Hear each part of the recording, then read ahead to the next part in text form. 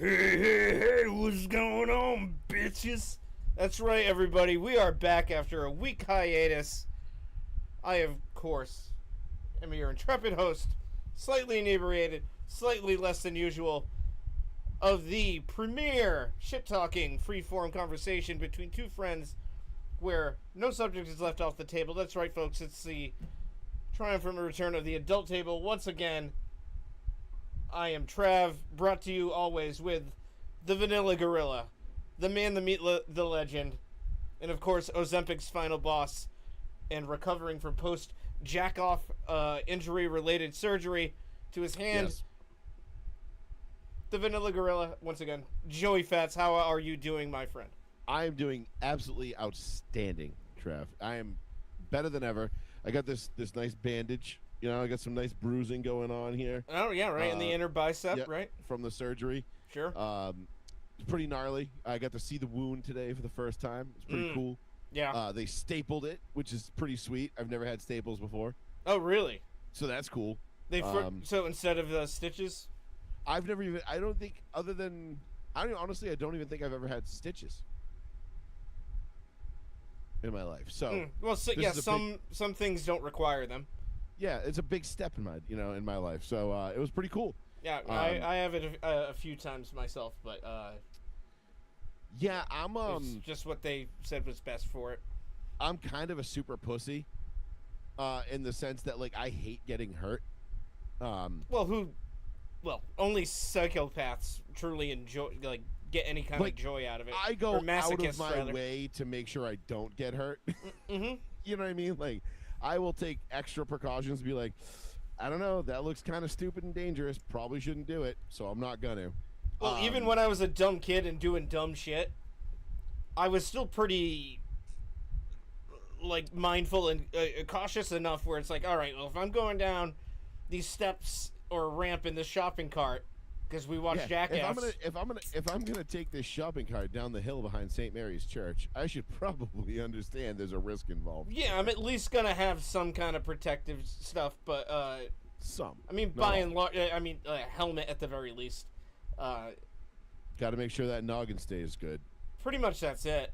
You know, you don't want to get the retard knocked out of you like John Fetterman. Right. No. You want to keep that retard in you. Well, eventually that retard can blossom into a somewhat coherent and thoughtful person. It's amazing. John Fetterman is the only guy to ever have a stroke and then become more, like, cognitively aware. Like halfway through his term of being elected a Democratic leader, and he's just like, hey, hold on a second. He's like, Almost "Hold on." everything my side is saying is fucking retarded. Yeah, he's like, I'm the guy And with I'm the guy who had a brain stroke. damage. Yeah. Yeah, I'm the guy with the brain damage, and y'all are retarded. Mm-hmm. But I'm sure we'll get into all that as the show rolls along, because there is a lot that I do want to get to in terms of the left and their just absolutely ridiculousness, their Yeah. ridiculous takes and just policies, and the Democratic Socialists of America that is gaining steam, which is great. I want to say it's great for Republicans, but I also have a kind of like a devil's advocate to that. It's a double-edged sword. It is. Because I believe it breeds complacency within the Republican Party. Mm-hmm. And the this side of the fence, the good side. So it's like it can't be. It's gonna be like I want it to be easy, but not too easy. You know, like I want to make Correct. sure, like like we go into this like Bill Belichick, like, hey, this team might be 0-14, but did you know they hung 45 on the best defense in the league? Mm-hmm. Did you? Oh, you didn't know that, did you? Yeah. Well, you better get your shit together because they'll hang 45 on your ass too. Because you're Absolutely. not the best defense in the league. You're the 14th or 5th best defense in the league, and you suck. And then go show like an hour film of like all the mistakes that we made on defense that would cost us points Yes. against them. But yeah, I got some thoughts on those things. But Well, we can dive right in. I just want to give it a shout out to Robocope. He said, just got my ass up at 3:30 a.m. to watch these guys. Most dedicated fan. damn, 3:30 a.m. Where is that coming from? That is that's definitely on the if not halfway across the world, definitely more than so. Yeah, I was gonna say that's somewhere far the fuck away. Yeah, because I know like parts of the Middle East are that's about like 12 hours difference, maybe give or take. Yep, Ukraine. Okay, so Europe. Yeah. I just had to look Eastern it up. Bloc. In the Ukraine too, huh? Holy shit, that's Well, kind of crazy. good on you, brother. Yeah, appreciate you. Hope Appreciate you're you doing for well. tuning Be in. safe. Watch out for Yes. yourself and your brothers out there. Godspeed, as always. Indeed. But yeah, I wanted to bring up first. We can just dive right into for going the preamble because they're starting a little bit later than usual, but not too much. The Shiloh Hendricks case, which Yes. For so those- this just captured the attention of Twitter like something only Twitter could be captured by. yes, and Because so no one else is talking about this. The only people I see talking about this are on Twitter. Other than that, every other social media platform is like, what? What are you talking about? pretty much, and on Twitter, it's been a lot of things lately. We can get into those too if we feel like it, like the backlash, the continued backlash on Johnny Depp now being in another movie, and all the Amber Heard defenders coming out of the woodwork. Amber Heard had defenders? Oh yes, dude. Of Dude, course, they know she's not going to let him hit it, right? it was a lot. Most of them are women. I mean, still, the point stands. Fucking, because True. obviously they're dykes. Maybe not. I don't know, but And they I all mean that have in the horrible most takes on it. respectful, best possible way. Yeah, Because I personally love lesbians. I like pretty much all of them. I mean, there's some that are the more militant ones that like are misandrous. I don't care for. Nope, I love them all. All right, fair enough. I Yeah, am one with the lesbians. you've watched enough oddly titled movies Yeah. featuring all shapes and sizes of that demographic to form that opinion on them as a whole, which is fine. You're entitled to that altogether. But there's that, and this is more like last week and not so much right now.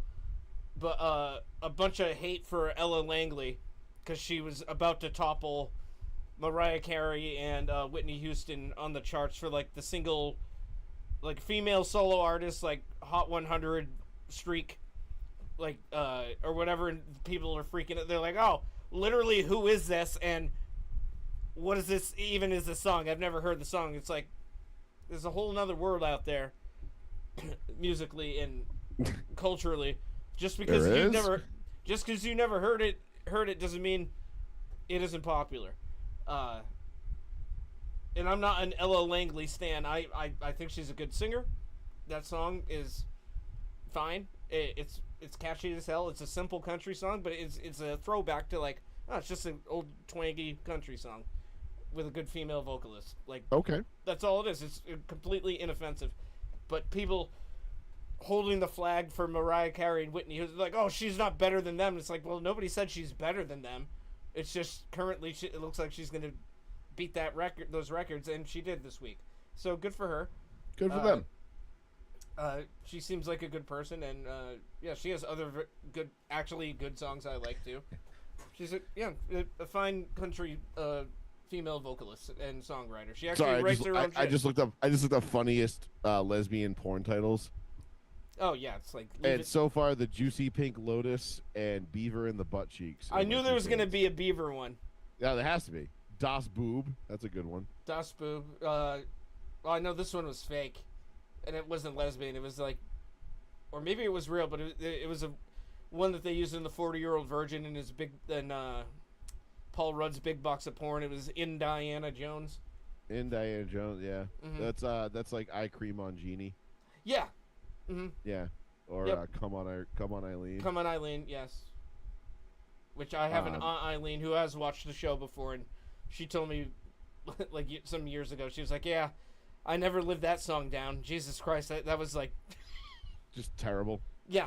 Just what a time to not be named Eileen. I think she just started telling people she went by her middle name for a little while during that era because it was just like, Isn't that awful? Yeah. But so like just a name ruin something for you. It's yes, and it's Or not a song. your fault, and the song isn't even about that. But I mean, the title is "Come On, Eileen," and that's not the implication. But of the it's song. spelled COME. Yeah, well, because they're saying, "Come on, Eileen, come on out with us tonight." It was it's not like fucking. Relax. It's not like Quagmire's cross country tour. Yeah, well, it's not like Frankie Goes to Hollywood. Relax, where it is explicitly about having gay sex and trying not to blow your load prematurely. Yeah. I had to explain that to Kelsey the other day. She was like, "Wait, what? That's what it means?" I was like, "Yeah, relax. Don't do it when you want to come." Like, and she's like, "Oh, and they were gay." I'm like, "Oh, so gay, in fact, that one of them died from AIDS." Were they gay? They made Freddie Mercury look like fucking the skinny Jeremy fucking God damn it. Not Piven. No, Ron Jeremy. That's what Ron Jeremy. Jeremy. Like a skinny Ron Jeremy. God damn. Jeez, I just drew such a blank. I was like, Yeah. wait. I was like, I haven't called him by Ron Jeremy in so long. I just call him Obi-Wan. Obi-Ron Jeremy. Yeah, Obi-Ron Kenobi. Because he was just, he's where we all got our stroke from. Good old Ronnie. Unfortunately I watched too many scenes with him. Yes. Yeah, I know. There's I nothing. was more of an Ivan Stone kind of guy, but whatever. Well, hey, Peter North. Peter for the North, win. legend. No He's sexual. Johnny. He walked so Johnny Sins could run and be all of the professions too. Yeah. Astronaut, army man, this man's a soldier. Yes, he's an astronaut. He's a doctor. Mm-hmm. He's a lawyer. He's a police officer. He's fireman. All the things. Pizza delivery boy, best looking pizza delivery boy ever. Well, you got to start somewhere, right? Yeah, I mean, ain't no getting where you fit in. It's straight to the top for Johnny Sins, apparently. Exactly. So, to get back on track here, the serious topic. The Shiloh Hendrix case.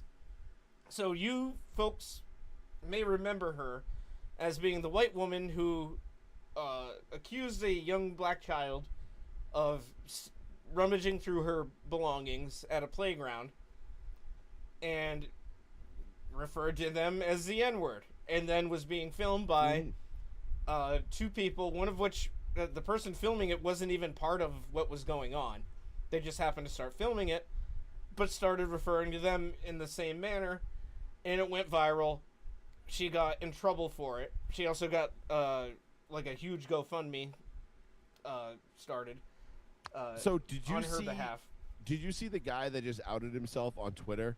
Mm-hmm. Some black dude Yes. outed himself on Twitter by claiming to be Shiloh Hendricks and getting people to to send money to his GoFundMe. And apparently he made a lot, but I don't know if that's legit or not. Those claims, because him doing that would immediately freeze those funds if he had not already cashed out on him. But if he cashed out on him, like, congratulations, dude! You just posted on fucking Twitter in brilliant 4K that you committed felony identity theft and wire fraud. So guess what? If You're it is going true, to jail, dude. now you're gonna have the feds involved. Yeah, like, you're going to prison for that, but like, that's not a good idea. And this was already after her actual social media, or in a statement, because she's not on it currently at all. Right. Which is understandable. That like, her attorneys made a statement saying there are currently no legitimate fundraisers for her whatsoever. So do not donate to anyone claiming that they're affiliated with her in any way or claiming to be her, because those are scams. So he's not the only one, but he's the only one brazen enough to make those claims. Whether he's telling the truth in that or not, or just right. That also did it could be a to lie. garner attention. Yeah, to go viral. I mean, let's be honest, it's probably a lie. But yeah, I don't see why you would publicly announce that so brazenly, and showing his face in video while doing it. It'd be so funny if it wasn't. It would just, like, just next play into tomorrow the morning, like the feds are knocking on his door tomorrow morning, like, sir, we have a couple of questions. Well, it would just play into the stereotype of, like, low IQ. Like, you thought you pulled a fast one, and then you're like, haha, now I got to show it off, and it's like, yeah, let me film my felonies and then put them on the internet for everyone you to see. really didn't think this through. So, yeah. I'll bring up this page right here. So the judge, I'm not talking about the sentencing. Well, I'll get into it here, but the headline here is: Judge in Shiloh Hendricks case repeatedly let sex offenders walk without jail time. That sounds like a good idea. And it's saying here, Shiloh Hendricks was sentenced to 200 days of community service and a $1,000 fine Thursday for her quote-unquote disorderly conduct toward a Somali man who followed her around and filmed her at a park in Rochester, Minnesota last year. Hendricks could serve up to 90 days in jail if she violates her probation. So she's most likely, they're going to appeal, and she most likely is not going to spend any time in jail. The appeal is she's gonna win on appeal on this, and like whoever looks at this appeal is gonna be like, yeah, no, you're good, bye, get out of here. Like, why is this even here? Yeah, because obviously it's a First Amendment right. There's no such thing as disorderly conduct for speech. As much as people want to say that, like, you can't yell fire in a crowded theater, actually, yes, you can. I mean, there's repercussions to that, because if it sends the business there, the theater, into a state of emergency, even if fake, I don't even think that. I don't even think you can be held responsible for that. I honestly think what was the case? There's a case. You should know this off the top. I think you can be legally fined for that. I don't think that would constitute. Well, maybe some jail time, depending on where you are. Shouting fire in a crowded theater is popular analogy for speech actions. Blah blah blah. Non-binding statement from Justice Oliver Wendell Holmes Jr. from the Supreme Court in Schneck versus the United States in 1919, which held that the defendant's speech opposition to the draft during World War I was not protected. That is not it. The utterance of fire in itself is not generally illegal in the United States. Sometimes you yell fire in a crowded theater without facing punishment. Theater may actually be on fire, or you may actually reasonably think the theater was on fire. But anyway, I think basically this came down. What the hell was the name of this? Brandenburg versus Ohio, I believe, is what it was. The Constitution guarantees free speech, free press, not be permitted, blah, blah, blah. So advocacy directed, imminent lawless action, blah, blah, blah, moral legal, blumbo, jumbo. But anyway, yeah, basically, has become, you can actually, you can shout that in a theater now. Like, I mean, not like you said, not that you're not going to be looked at like an asshole, but like it's not like the end all be all that people make it think of it, like to make it out to be. It's not as harsh as once previously. Maybe it was before. Maybe. Well, yeah, I think before 1969, I believe was that case. It was like sometime in the late 60s, early 70s, something like that. And they were basically like, yeah, no, like you can say whatever you want. Like if it leads, because me yelling fire in a crowded theater doesn't necessarily mean that like you should take my word for it. You know what I mean? Like you still have eyes, ears, a nose, senses, the ability to look around and see. Like you don't have to just listen to me. Like just because someone jumps up in a theater and yells fire doesn't mean we all have to stampede out the doors. Yeah. So I think that's kind of where it drew the line a little bit, where it's like, nah, you can't really get in trouble for that. But anyhow, I can kind of understand it in it causing a panic. Panic. But yes, like you said, we all have our senses, and you should verify. Yeah, like I'm pretty sure nobody yelled fire at the fucking station in 2000. You know, I think everybody just kind of figured that shit out on their own. And it still led to an enormous well, they tragedy. all saw it happening, and then it caused the panic and the crush at the door, unfortunately. Which I don't know why people do that. I really don't. But anyway. Yes. So I digest. So we all know what she was charged with and why, and it's stupid. But the reason I'm bringing this up is because of the judge on, serving on this case. It says, so I'll read here. While taking a hard line on Hendricks' speech, the judge who ordered the sentencing in the Hendricks case, Krista Daly, has a track record of granting outrageous plea deals, letting convicted sex offenders off with light punishments and little to no jail time. For example, in January 2023, 54-year-old Thomas Lee Mayer was charged with possession of child pornography following an investigation by the RPD. Investigators discovered several child sexual abuse images of juveniles ranging in age from 6 to 8 years old. At his residence, Meyer confessed to law enforcement that he, quote-unquote, he viewed thousands of such images on his phone. According to Minnesota state law, possession of child sex abuse material when the victim is less than 14 is a felony with maximum penalty of a 10-year jail sentence or a $10,000 fine, or both. Both Daly allowed a plea deal that had a quote-unquote stay of imposition for 4 felony charges of possessing pornographic work and dismissed 6 other similar felony charges. The deal let Mayer complete probation, a sex offender program, and 100 days of community service, and have his felony charges dropped to misdemeanors. Daly did not have Meyer serve any jail time. And this has happened multiple times before. So the reason I brought this up is because Shiloh, in comparison, is getting a stiffer penalty, potentially, which she most likely will not have to face. At least the jail time. She'll most likely have some community service, the $1,000 fine.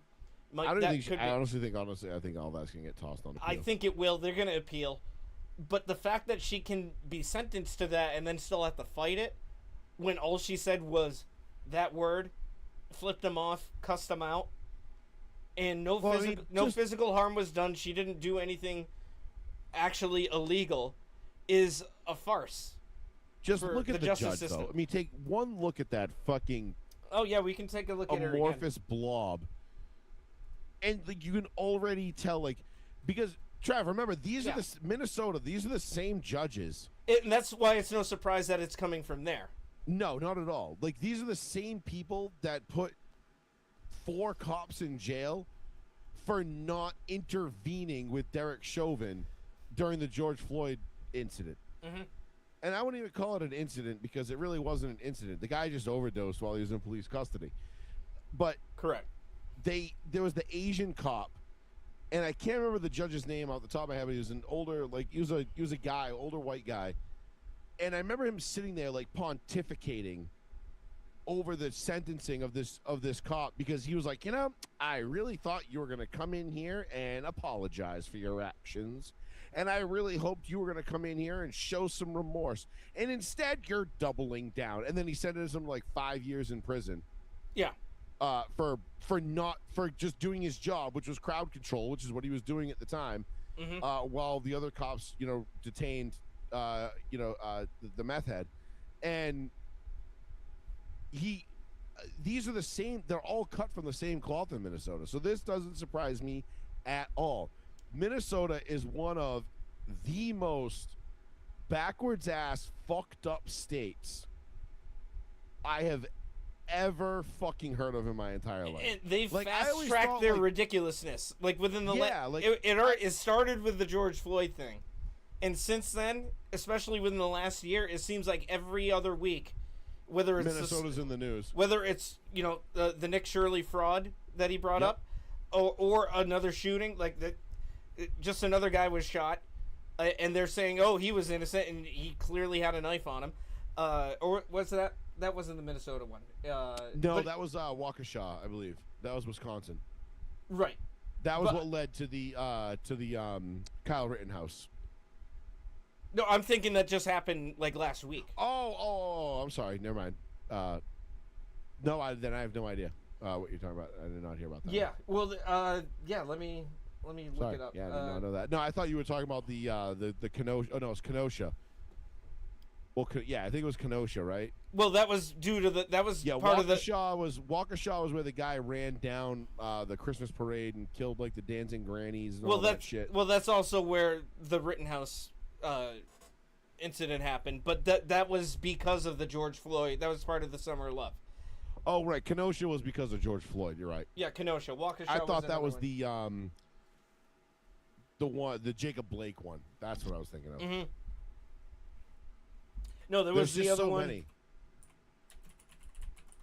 Jacob Blake and George Floyd. They were going to be scholars, engineers, astronauts, just like they were going to be the next Johnny Sins. Yeah, they were going to be working for Tesla in no time.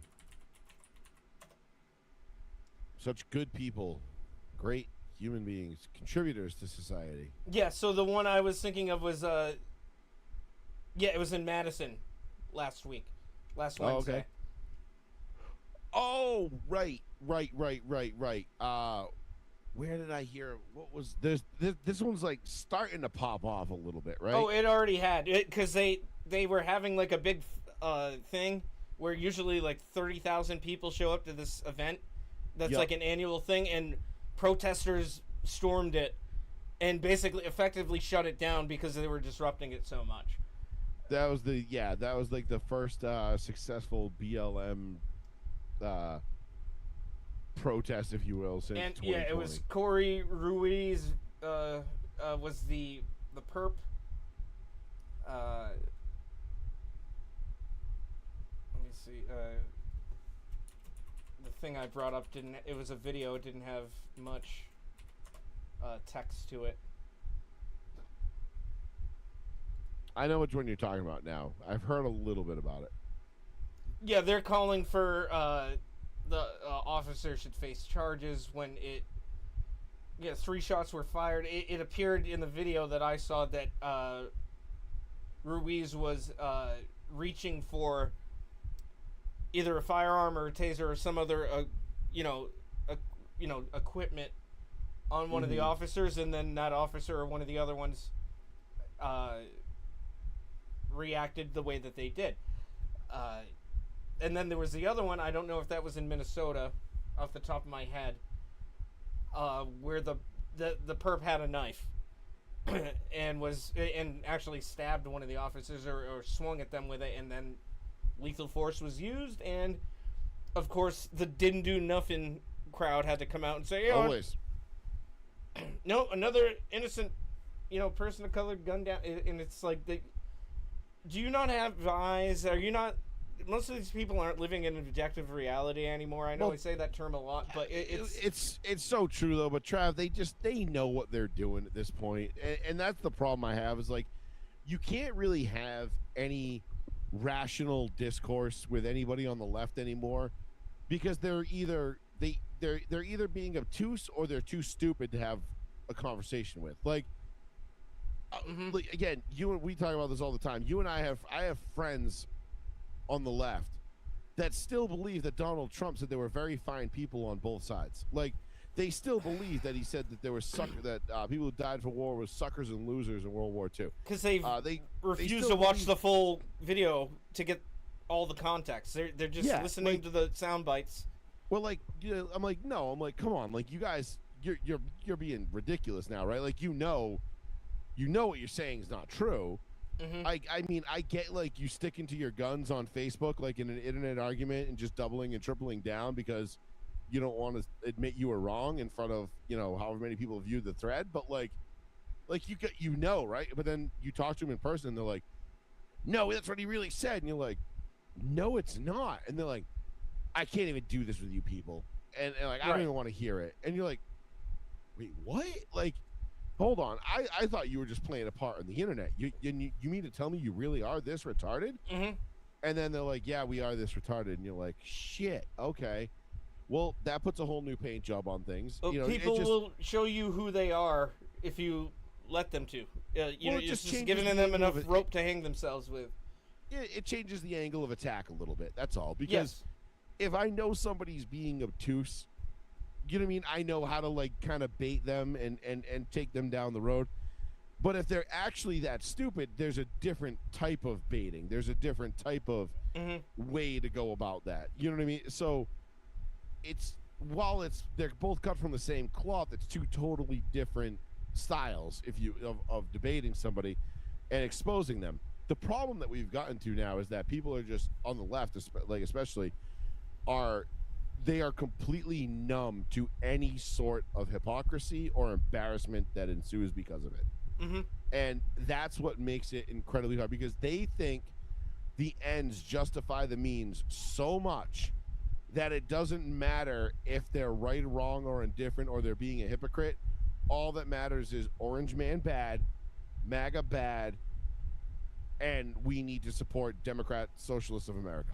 And it goes back to this whole Shiloh Hendricks thing, where these people are like, now listen, my wife and I had not a debate, a discussion about this last night or 2 nights ago, and I'll be the first one to tell you, like, calling a 5-year-old the N-word for going through that's a little aggressive. Like, come on, like, what are we doing here? Like, that's kind of ridiculous, and on any facet. Like, I would have said, you little son of a bitch, you're. Yeah, you don't just gonna take it right there. Like, come on, like, and even if there were events that led up to this, that, you know what I mean? Like, okay, you little son of a bitch, get out of my shit. Hey, what are you doing? Hey, you little son of a bitch, I told you get out of my shit. Hey, you little fucking, you know what I mean? Like, even that is still, like, to me, it's like the 5-year-old isn't gonna get the impact of that word, if you will. Unless you're trying to get at the parents for some reason, like, I don't know. But even still, like, it's to evoke a reaction. But like you said, the kid isn't. The kid, most likely that young, isn't gonna give you that reaction. Yeah, I can't conjure up a situation where, like, that would be like, I would feel like that was the appropriate response. Unless the parents are really bad, where that kid already knows the context of that word and they're using it freely. Or they're using it in and they different tell ways. you, like, or they tell you, the kid's born and bred and raised to, like, hey, if any white person ever says this to you, it's okay if we say it. Yes, but anybody who doesn't look like us. But we don't know that. She doesn't know that. So her saying it. The context of it. So we can only take this at face value. Which, again, calling a fucking 5-year-old the N-word is that's completely outlandish and way out of line. But is it illegal? No. But then again, like you said, it's not illegal. And that's what brings me to bring this up in general, and in the judge's previous history of letting actual horrible offenders basically walk scot-free. Mm-hmm. Like possible threats to the community and children in general. Most importantly, with barely a slap on the wrist, and she wanted to make an example out of Shiloh here, the best that she could. Now, finable and sentencing wise, there's not. It's not like she was going to go to jail for years, or even No. any significant amount of time. Even if she were to serve 90 days, it's not nothing, but it's still way too much. Listen, dude, 3 months is is a long fucking time. Oh, to it's lose your still freedom. way too much for just doing what she did. Am I saying what she did was right? No, but Does she have the right to do it? yes.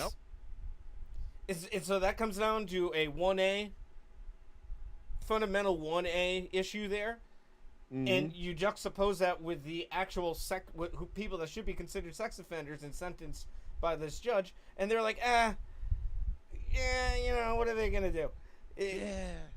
What's the worst that could happen with them? Yeah, well, it's like, again, and sticking in Minnesota, it's like a couple weeks ago when Tim Walz tried to pardon that guy who like raped a fucking like 8 or 9 year old girl or 10-year-old girl. Didn't he successfully pardon him before he could be pardoned deported? him. Yeah. Yeah, and part of him said like, well, I don't understand what threat he poses to our society. because Look at ICE his came and fucking picked rep. him up. And they're like, I'm like, what threat he poses to society? Sir, he is a fucking rapist. Yes. Like, forget the age of the victim for a second. Like, let's pretend that doesn't matter at all, even though it does. It does, but it doesn't. But it does. Mm-hmm. Like, let's forget, like, the fact, like, just the fucking act of you forcing yourself on a female when she doesn't want it is, that is a grade A piece of shit move. And this is not something that this guy came to this country and learned how to do. He No. came to this country with the intent to do it. And knowing that, and probably in some small capacity, that the judges in the criminal system would look favorably upon him because of his immigration status, his background, his ethnicity, and all the other DEI bullshit checkboxes that they have to check. Yes. And this fucking twinkle-toed fairy faggot, Tim Walz, fucking pardons this guy. Tampon Tim. Pardons him. Yeah. I mean, could you imagine, just for 1 second, imagine someone doing that to your sister, your girlfriend, wife, daughter, whatever, and then some fucking jackass like Tim Walz being like, well, I don't see what threat he poses. And for what? It's not like he's gonna be out of a job, at least as governor, because he dropped out of the race. So what was this benefiting? If it was to appease that demographic of people, That's all it was. it's for nothing because he's out of the race. So it's not like this would help him in Nope. any other way, other than just to double down on his stance of being a fucking literal rapist apologist, And that's all and he is. defender. John, Not I'm even gonna- apologist, like a champion of them. Yeah, you're right, exactly. You're not an apologist. You're fucking aiding and abetting, sir. Yeah, ableism. Like, you're on that. contributing to their ability to rape innocent women. Yeah, and like, not Get ableism, the but fuck enabler. out of here. Mhm. Let me put a pause real quick here because I gotta take a piss. Okay. And when we get back, we we'll- want to get. We'll we can keep get going. into- Well, I have more info on that shooting from last week. I brought it up. okay, perfect. We can continue there. Yeah, I might make myself an old fashioned while you're over. Yeah, let me Doing go your thing? spark my drink up and take a piss, and I'll be right back. All right, we'll be right back, folks. All right.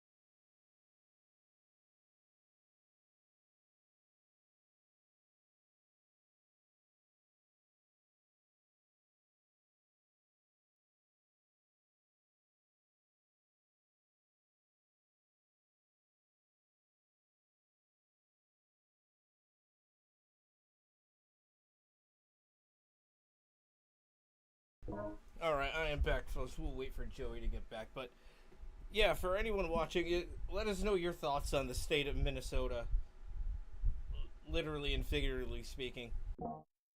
Uh, it is now like ground zero for just bonehead activism, protest, destruction of property, left, right, and center.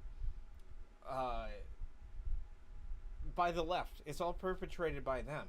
All these violent outbursts and protests. I mean, it was the epicenter during the Summer of Love, quote unquote. It's just a mess, and I want to bring this point up to when Joey gets back. So I'll hold off on my thoughts on this specific thing, but it's telling of who's running things there and why things the way they are, and I will get into that specifically once Joey rejoins us. But yeah, feel free to comment on what you feel about Minnesota in general and how things are going down there, because it's not good, and to me it's glaringly obvious as to why things the way they are there, and it's by design. But I'll elaborate that further once Joey rejoins us here. But for now, sorry, hit the wrong button. We'll continue with this and other topics tonight. I know Joey's got a few things he wants to talk about, and we'll get on that. Again, thanks to anyone and everyone that is watching tonight, as always. Robocope, love you, man. Thanks for watching, especially since you're overseas.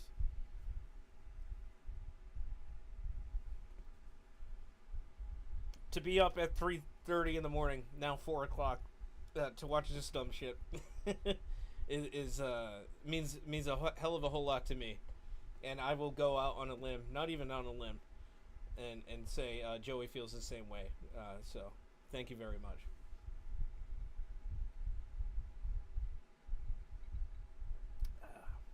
Oh, that gave me enough time to make myself a nice old fashioned, so that's good. And I still have another beer right here, so I should be good for the foreseeable future of this stream. So we'll just wait on that. And yeah, if anybody local watching is going to be around this week for the feast,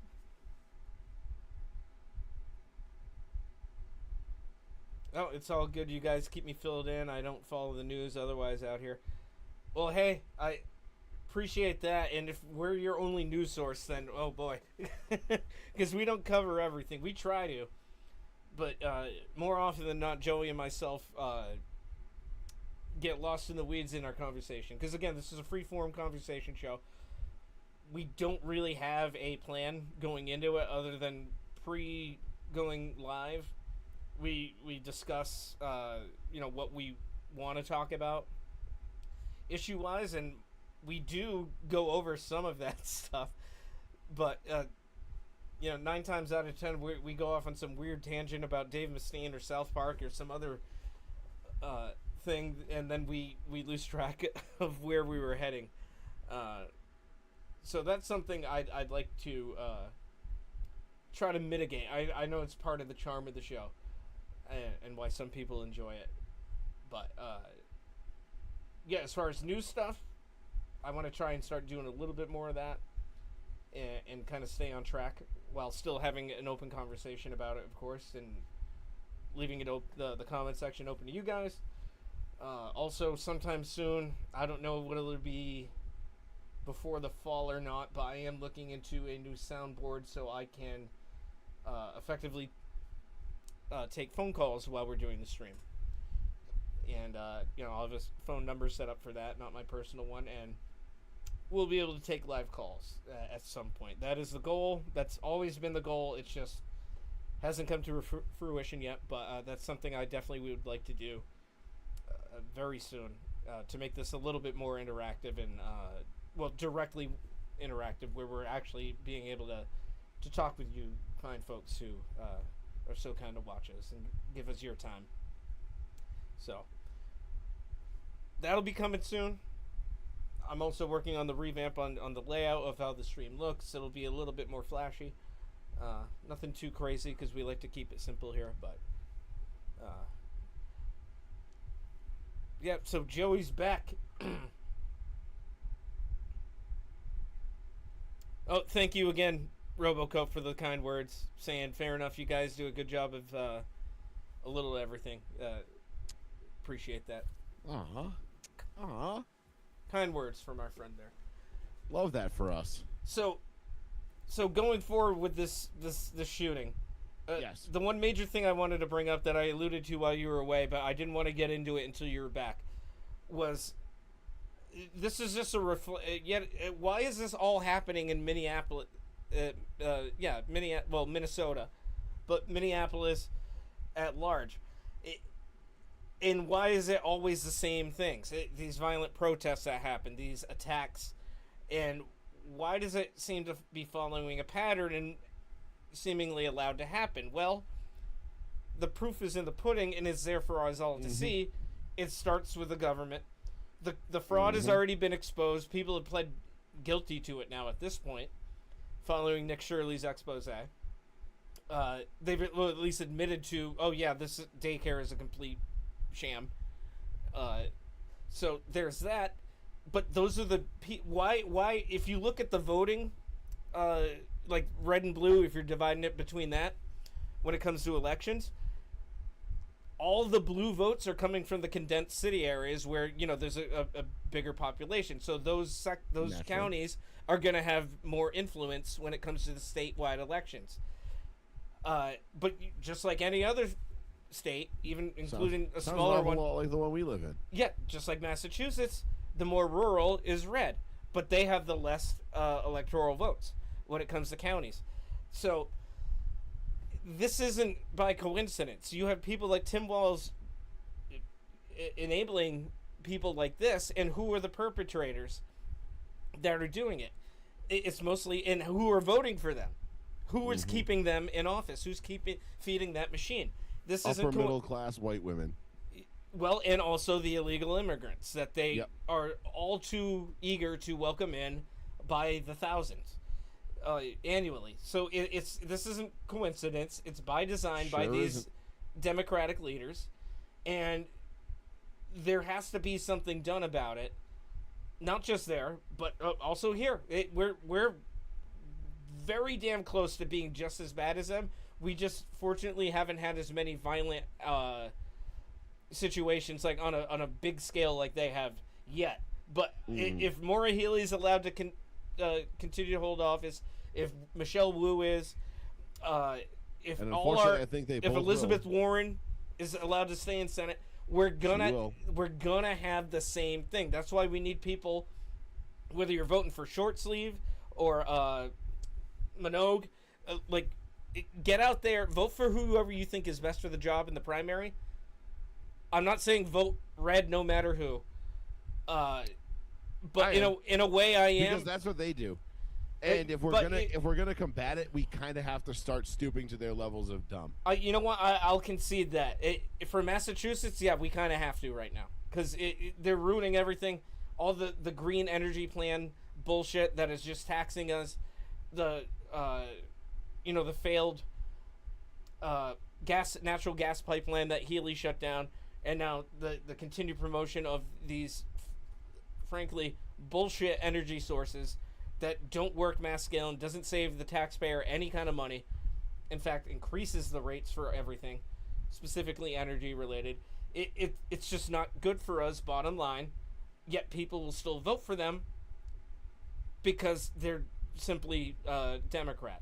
And also, we have our own illegal immigration issues here as well.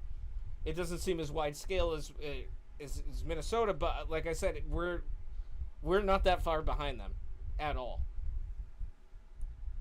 No, not at all. And it's I hate to say this, Trav, but we're doomed in this state to continually to repeat the mistakes that we've made in the past, because all those people that you mentioned, Maura Healey, Michelle Wu, Elizabeth Warren, I'll throw in Ayanna Pressley. Sure. Ed Markey, if he was to run again. Absolutely. Well, he is. I see his goddamn ads on YouTube. I thought he was done. I thought he was retiring. No, I was like, that son of a bitch is still no, he's still there. Yep. And so you've got these, and this is the problem with Massachusetts. And this is why I can't wait to leave this state. Is because people vote like this every single time, and then I go on Facebook, and you go on these, like, whether it be New Bedford Guide, Fall River Reporter, Fall River Guide, whatever it is, people posting pictures of their EverSource bills, being like, "Why the fuck is my bill so high?" And it's like, because you fucking dipshit. This is what you voted for. If they in fact voted that way. If they didn't, then they have every right to be like, what the fuck? There's a 7 out of 10 chance that they voted that way in this state. Sure. Probably more than that. Oh, especially if they live in New Bedford, Fall River. Yeah. No shit, you fucking dumbass. Like, what did you think was going to happen? Yeah, ask any person in Westport or Rochester or Freetown or Acushnet, and they'll be laughing at them, being like, what did you expect? Like, yeah, but people are so fucking brain dead that we're going to end up with these same people. And my fear, Trav, is, and you're onto something with this, is we haven't gotten to the levels of like Minnesota, New York City, Seattle, like some of these, Wisconsin, like whatever was it, Madison, like where you're starting to see a lot of these videos stem from. Like, I feel like a lot of them are in the Midwest blue states, and then you have like New York, and then New York, like Washington State, and Oregon. And that's pretty much it in Oregon. Yeah. A lot of it centers around there, or it seems to come from there. A lot of the material, and you're asking yourself, like, people are asking themselves, like, why is this allowed to happen, and why is this allowed to continue to happen?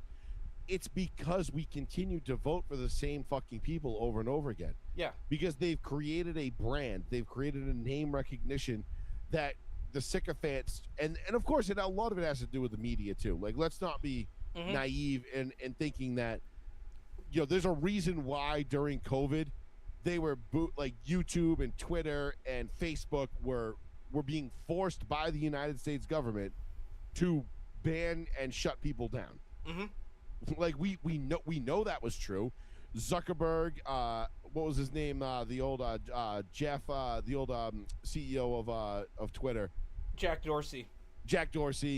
Zuckerberg. He admitted it.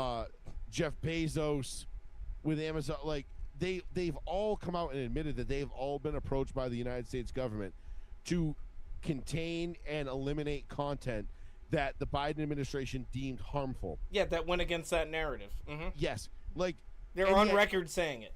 And yet these people still vote for these fucking same people, and then over and over again they're like, "Oh, we'll put the oligarchy, we're an oligarchy, and the billionaires and the trillionaires, not the millionaires, because I'm one of them now. Right. They're okay, but not all of them, but just me.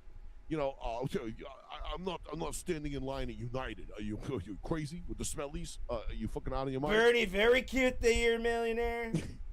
But like they not a lot of money. Continue to vote for these same fucking people all the time, and the media continues to push the narrative that these are the people that we need, and that no matter what, like Trump has so little to do with Massachusetts in the grand scheme of things. Like, he has so little to no control over this state, and yet it's like the Family Guy skit when Lois gets up and she's just like, "How do I get elected?" And she's like, "I don't know, like, just talk about 9/11. She just goes, 9, and the whole crowd's like, she's like, 11, and they all just start jumping up and cheering.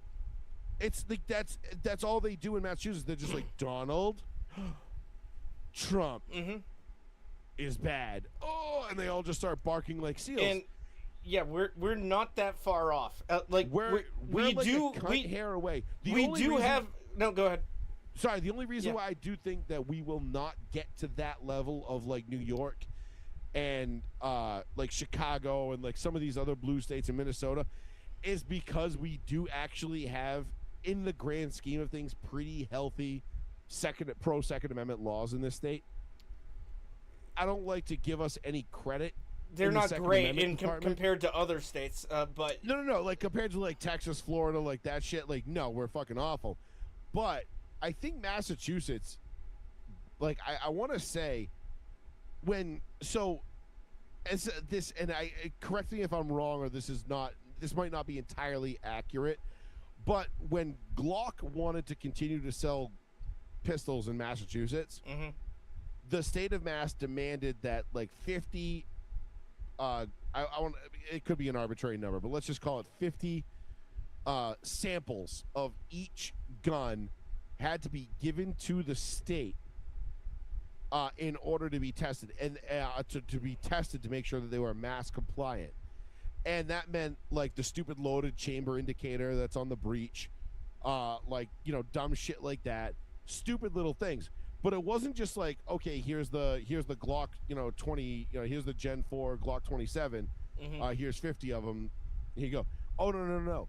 Oh, you want to make those in green and desert tan and cobalt blue?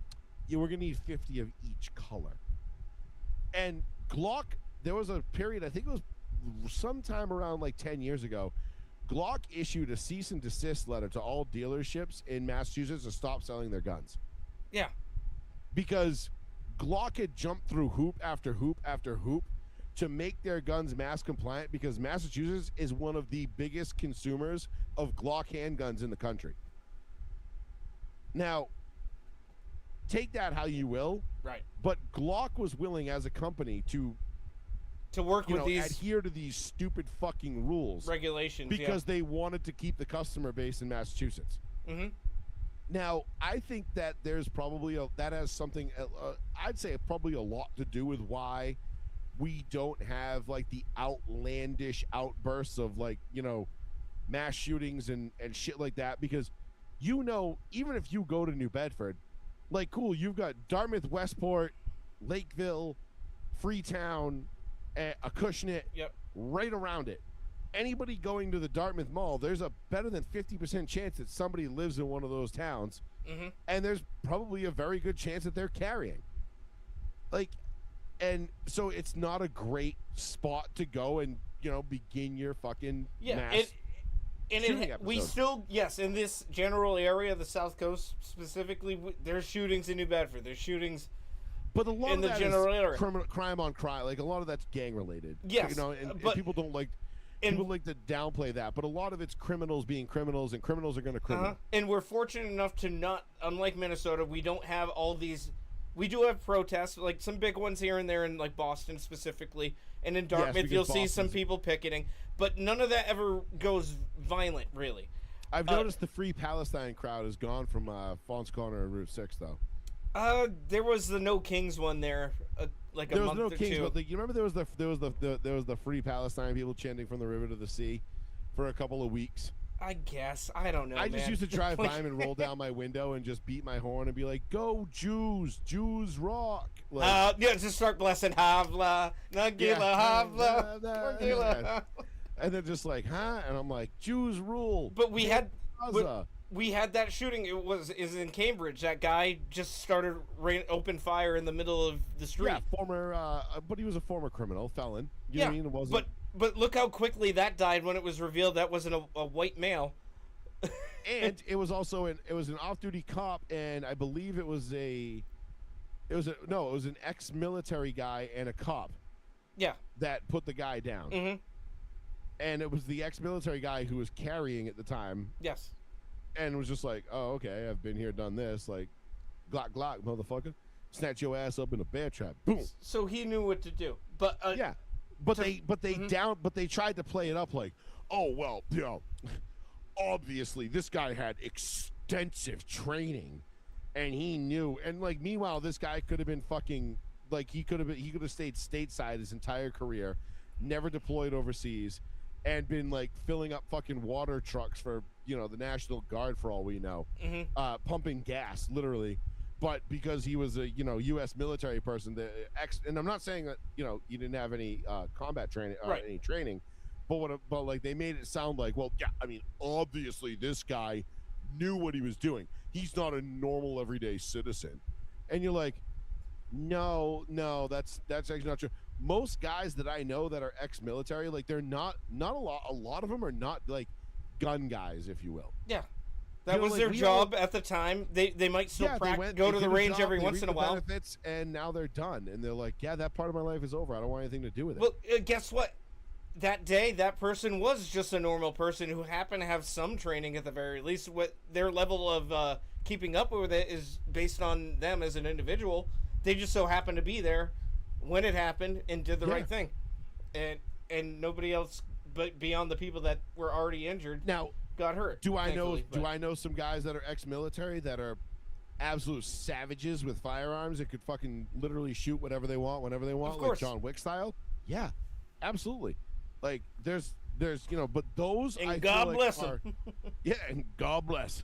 I feel like those are much further and few between than the military guys that I know that are just like, yeah, I own a couple of guns for like, home defense, like God forbid I ever need it, but like, they couldn't tell you what it is, like.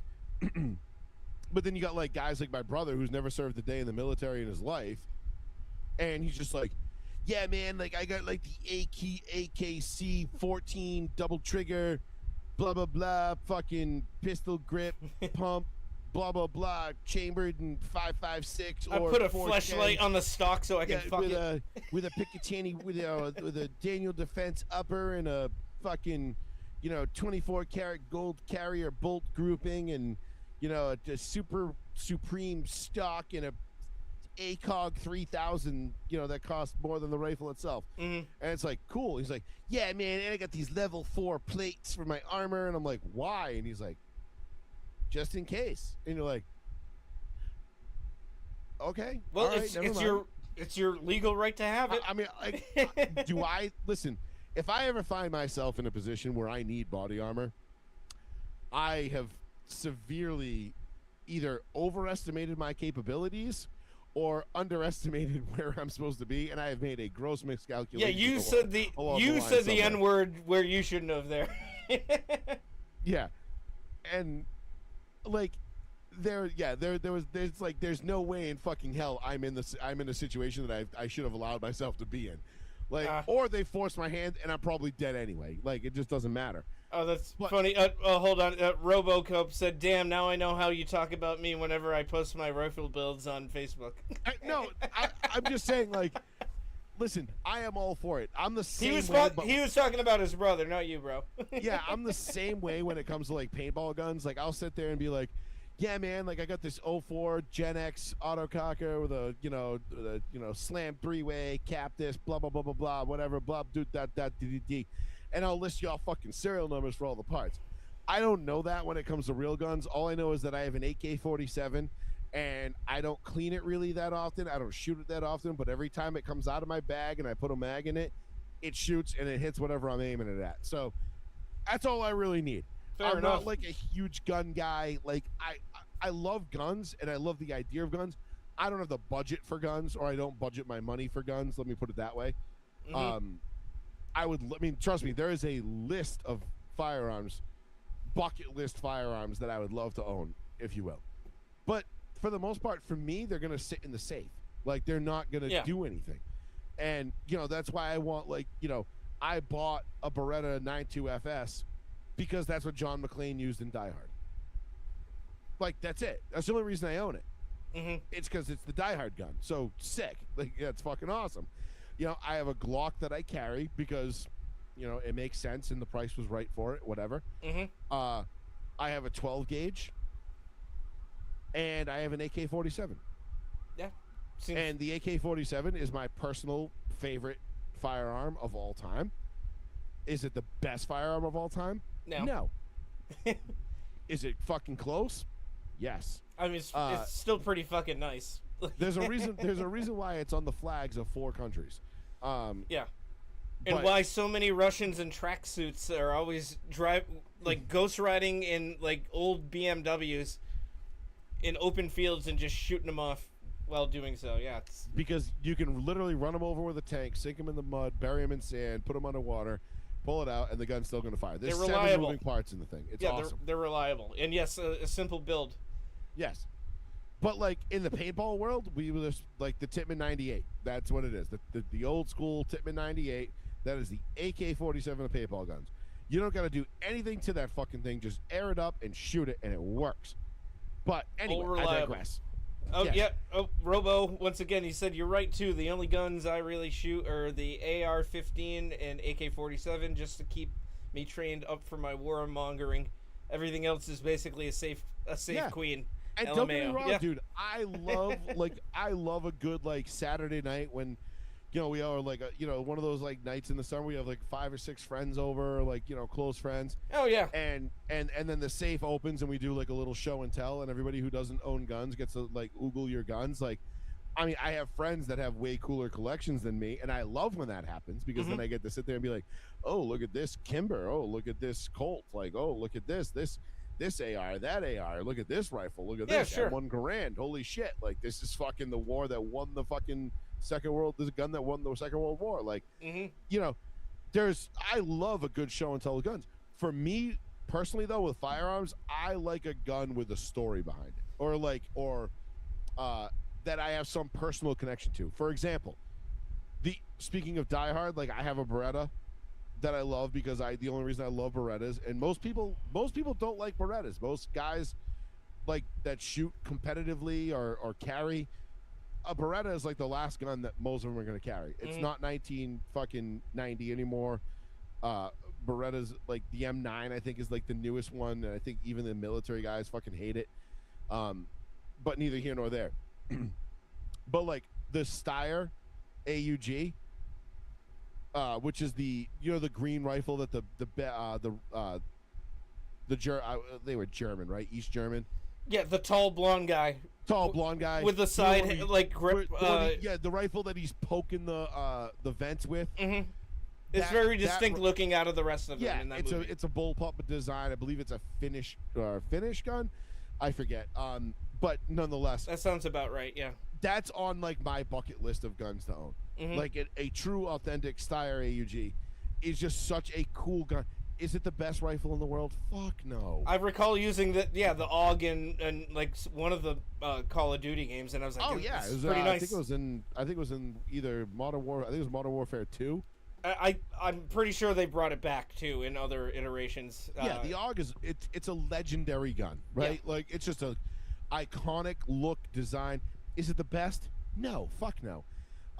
It's not even close to the best. It all comes down to the personal cool. preference. Besides looks, it's who's using it and are they comfortable enough using it and effective with it. Really, that's what it boils down to. And I also want like an HK MP. I want the MP5. Oh, of course. That they use in The Rock in the shower scene. The Navy SEALs are carrying.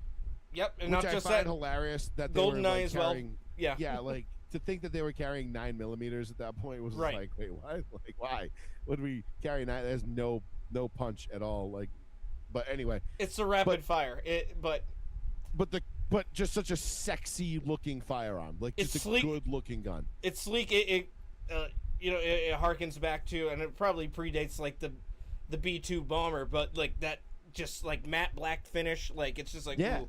Just looks sweet. And that's also the gun that John McClane steals from the guy in Die Hard where he writes, ho, ho, ho, now I have a machine gun. Ho, yeah, ho, classic guns. Like, those are all classic firearms. I would love to get the long barrel Colt 45 from the first Terminator. That was the 1911. That was a badass. Oh, yeah, 1911, of course.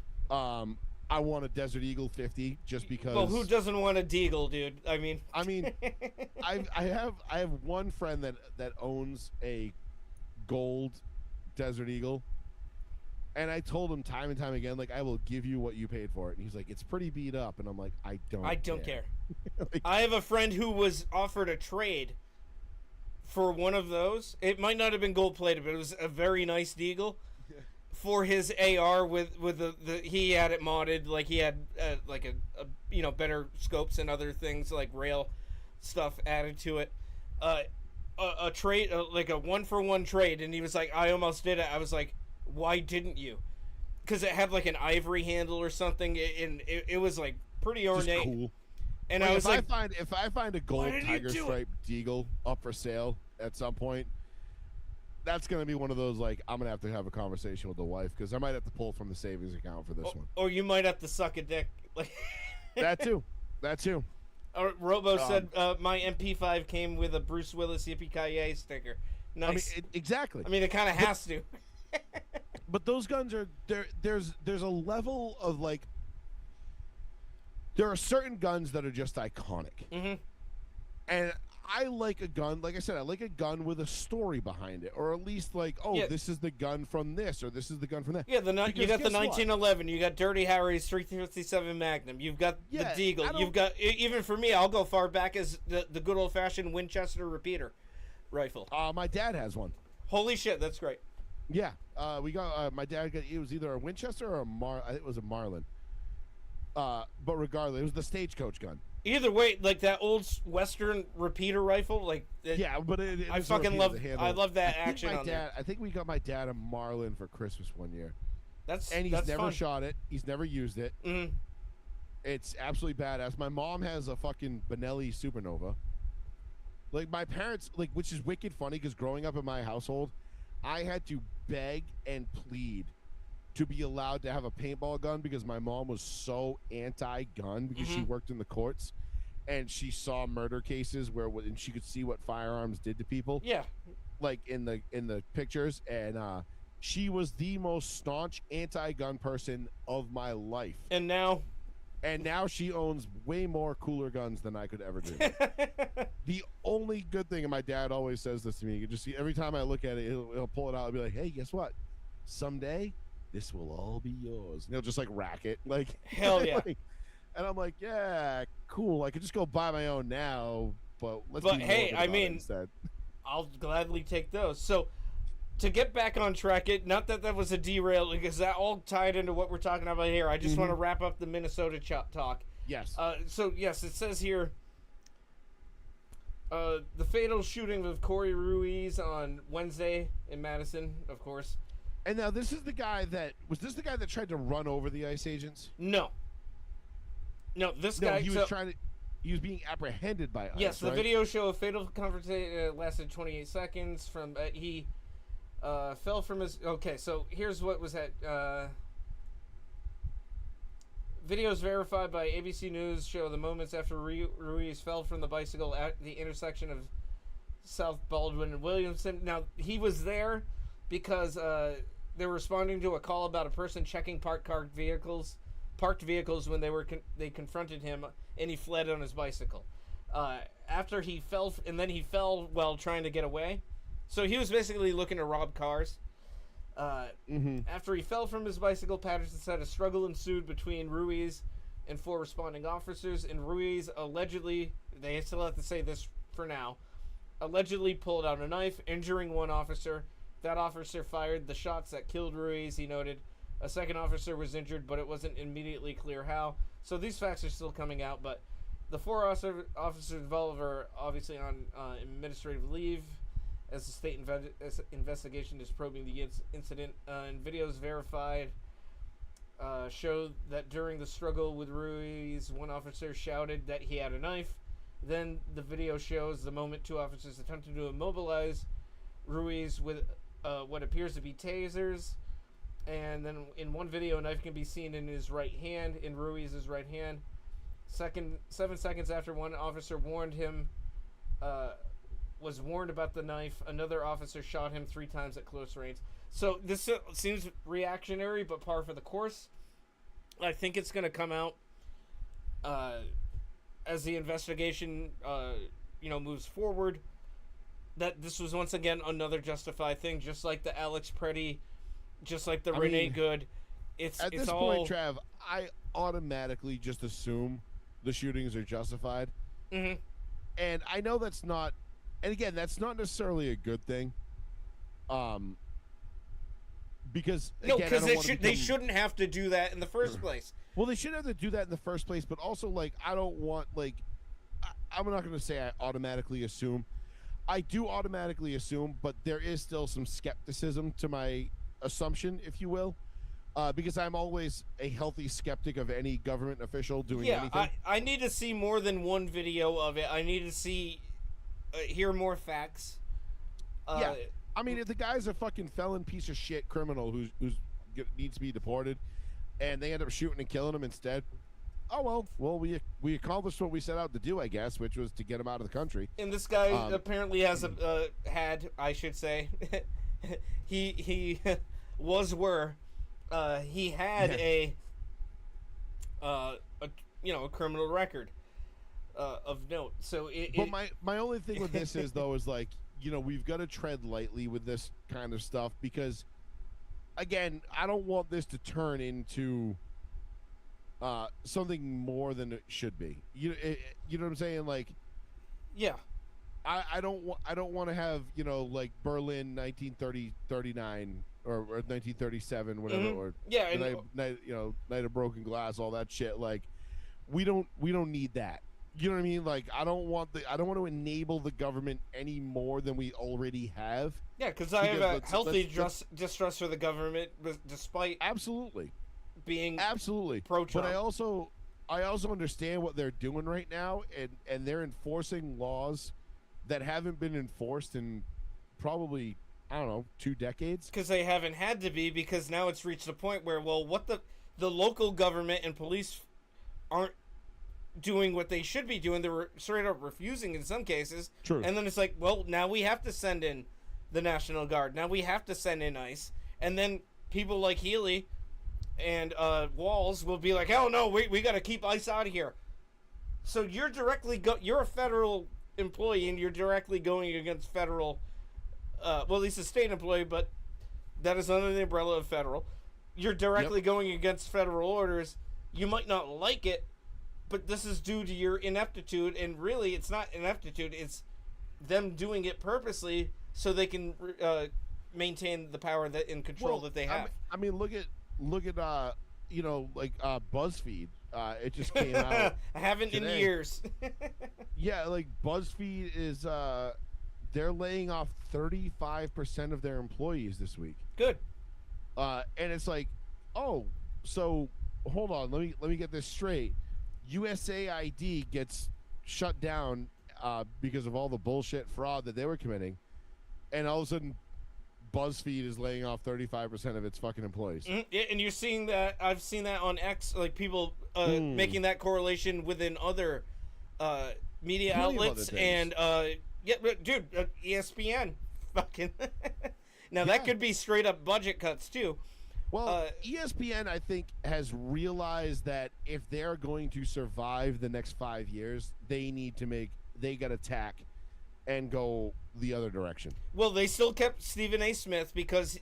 well, they can't get rid of Stephen A. Smith because he is the highest paid person at ESPN. And whether you like his takes on anything, regardless, he still gets the views and engagement. So he's relevant in that sense of... Either people are going to comment on him to agree with him or disagree with him, and either way that draws ad revenue. The only thing I'll say about Stephen A. Smith, and again, we'll segue kind of into this real quick, and we don't have to spend a lot of time on it, but it is pretty newsworthy because Pat McAfee is just signed a $65 million a year deal with ESPN, and they laid off Ryan Clark, what's his name, Emmanuel Acho, among a bunch of other people. Cam Newton, which good, he sucked anyways. All three happen to be men of color, and they're giving $65 million to the white guy, and people are like, oh, this is racist, blah blah blah, all this other shit. And we'll cover this on Row One Seat One in 2 weeks when we go back on, not next week but the week after. Be sure to watch that too, folks. And we got a lot. We got a lot to talk about on that show, boy. Holy shit! I'm already in show prep mode for that show, and we're still 15 days out. So, but nonetheless, they're talking about, obviously they're pulling the race card and everything else, and I think what ESPN realized, or maybe they did, maybe they didn't, but I think, and I hope what they realize is that the everything is racist shtick is getting fucking old. I think it already was old, but now more and more people are, even the ones that were reluctant to say it before, are now being kind of forced to be like, yeah, what are we doing here? Yeah, people. The grift aren't is up. watching anymore. The grift That's is up. the thing. Yeah, the grift is up, and like all gravy trains, this one came to an end. But it's been a solid, I would say, 11-year run, 12-year run easily for this racism grift on ESPN. I mean, they already got rid of Jameel Hill, even though she wasn't really hired. She was just like featured on like around the horn here and there. She was fucking awful. Well, no, remember she had the Six. Oh, that's right, she did. What was his name? I don't even remember. He was a former NFL player. But she is the epitome of a grifter in that sense, especially when it comes to black women, because I see her on X every once in a while complaining, race baiting, blaming white people for everything. Guess everybody that she worked for, Michael Smith, and gave her and gave her all the opportunities. White. Who is her husband or who she dates? A white guy. This is all for performative. Angry black woman shit. Well, what did Jimmy Kimmel? I'm sorry, not Jimmy Kimmel. Jimmy Kimmel told Adam Carolla right one time, like off the record. And Adam Carolla kind of like busted it out on him, and he said, he's like, dude, he's like, it's an act. It's a fucking grit. Like it's what we do. Mm-hmm. It's just an act. We're actors. It's what we do.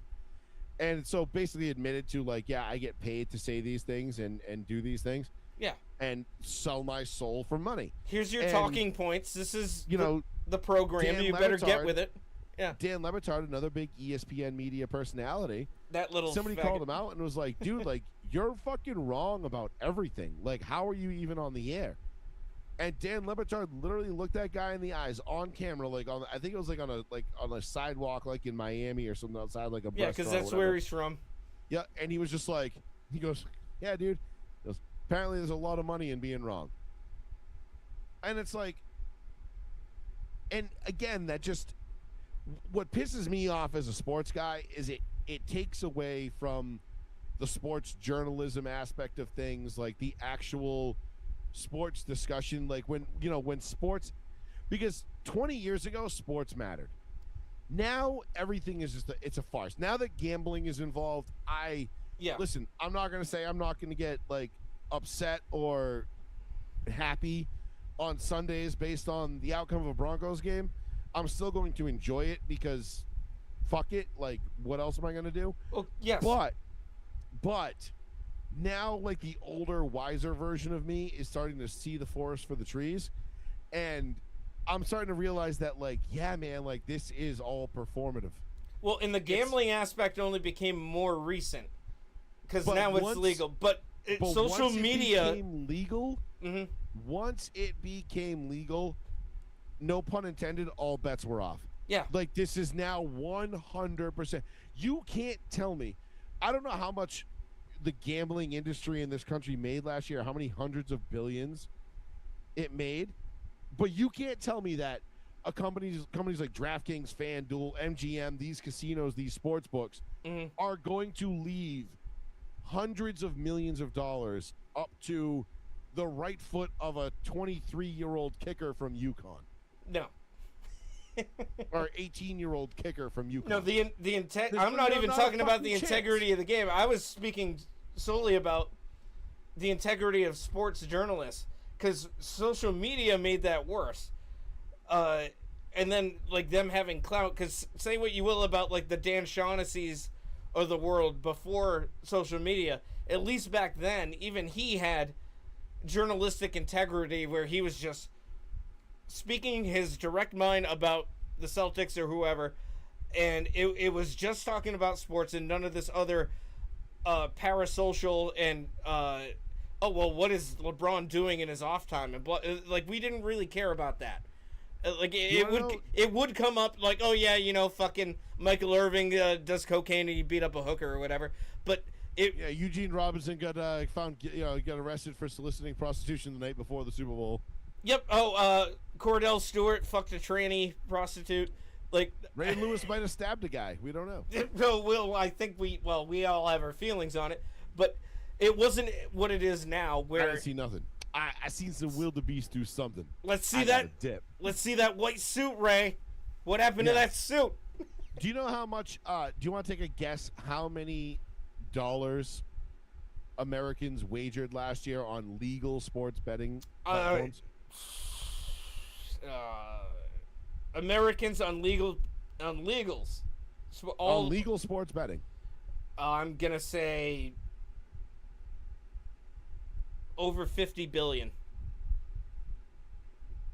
Is that You even? would be right. You would be right in that. It was $166 billion. Okay, I kind of went down. I was kind of price was writing that like. Yeah. I'm like, that's kind of conservative. $66 billion was wagered last year. So You really nearly think triple what I thought. with $166 billion being thrown around that these people are gonna just let that shit fucking be left up to like, I don't know. Hope this guy makes this kick, otherwise we don't win. No, You not know, at this fuck point where it is legal. It's not like back in the day where it was a very well-known secret where you could go up on Dartmouth Street to go see Mr. Estrella and make a sports bet if you wanted to. And Yep. but We that's all had a bookie. but or that's two. small town, and it was But- it was allowed to slide because it was small potatoes in the grand scheme of things. But you know who the easiest targets were the small potatoes guys. You know what I Yeah. mean? Oh yeah. They were the easiest ones, and I feel Well, like now the small potatoes guy, you got them on their phone, on an app, doing it, and Yeah. now it's easier Yeah. than ever. It's directly linked to their bank accounts. It is. I mean, all the power to people that like to gamble on sports or gamble in general. honestly, Do it Trav, responsibly, like you do anything responsibly. But I was a big whew, excuse I've me, never I was a got into big, that stuff myself. I was betting on NASCAR pretty good for the last couple years Hmm. since it became legal. I think 2 years ago. Yeah, I like remember 24. you made some money off of that, at least here and there. I made a killing. The first year I made a killing. Second year I think I broke even. And then the third year I haven't been able to duplicate the success. And the reason for it being is the books. So with NASCAR had never been a traditionally bet on sport. Hmm. So nobody really looked into it. You know what I mean? Like none of the books really like cared about it because nobody really bet on it. There wasn't you had your- the you had minutia your- wasn't as broad as it is for like. Well, it wasn't as easy because when gambling was illegal, to bet on NASCAR, you kind of had to know who to bet on and follow the sport and be like, hey, give me, this, and this on these three guys. Yep. But now that it's legal, you just open up your app, you go to the sport, boom, NASCAR, bang, you scroll down, you pick a driver, and you bet on them. And what happened is the first 2 years, I would say, of betting being legal, and this is just anecdotal, but it's somewhat pertinent to the conversation, is that it became obvious. Like, just look at how many I won 11 races my first year, and I mean by I won 11 races, I mean I picked 11 winners Hmm. my first year betting, and betting only became legal in April. So I missed February, March, and then sometime late April, I started betting on NASCAR. I hit, and then I bet the Indy 500. I won that, and then all of a sudden it spurned a whole new thing in me, and I started winning left and right. And I was making decent money off it, $150 here, $200 there, couple $300 hits. You know what I mean? Whatever. My point is that the books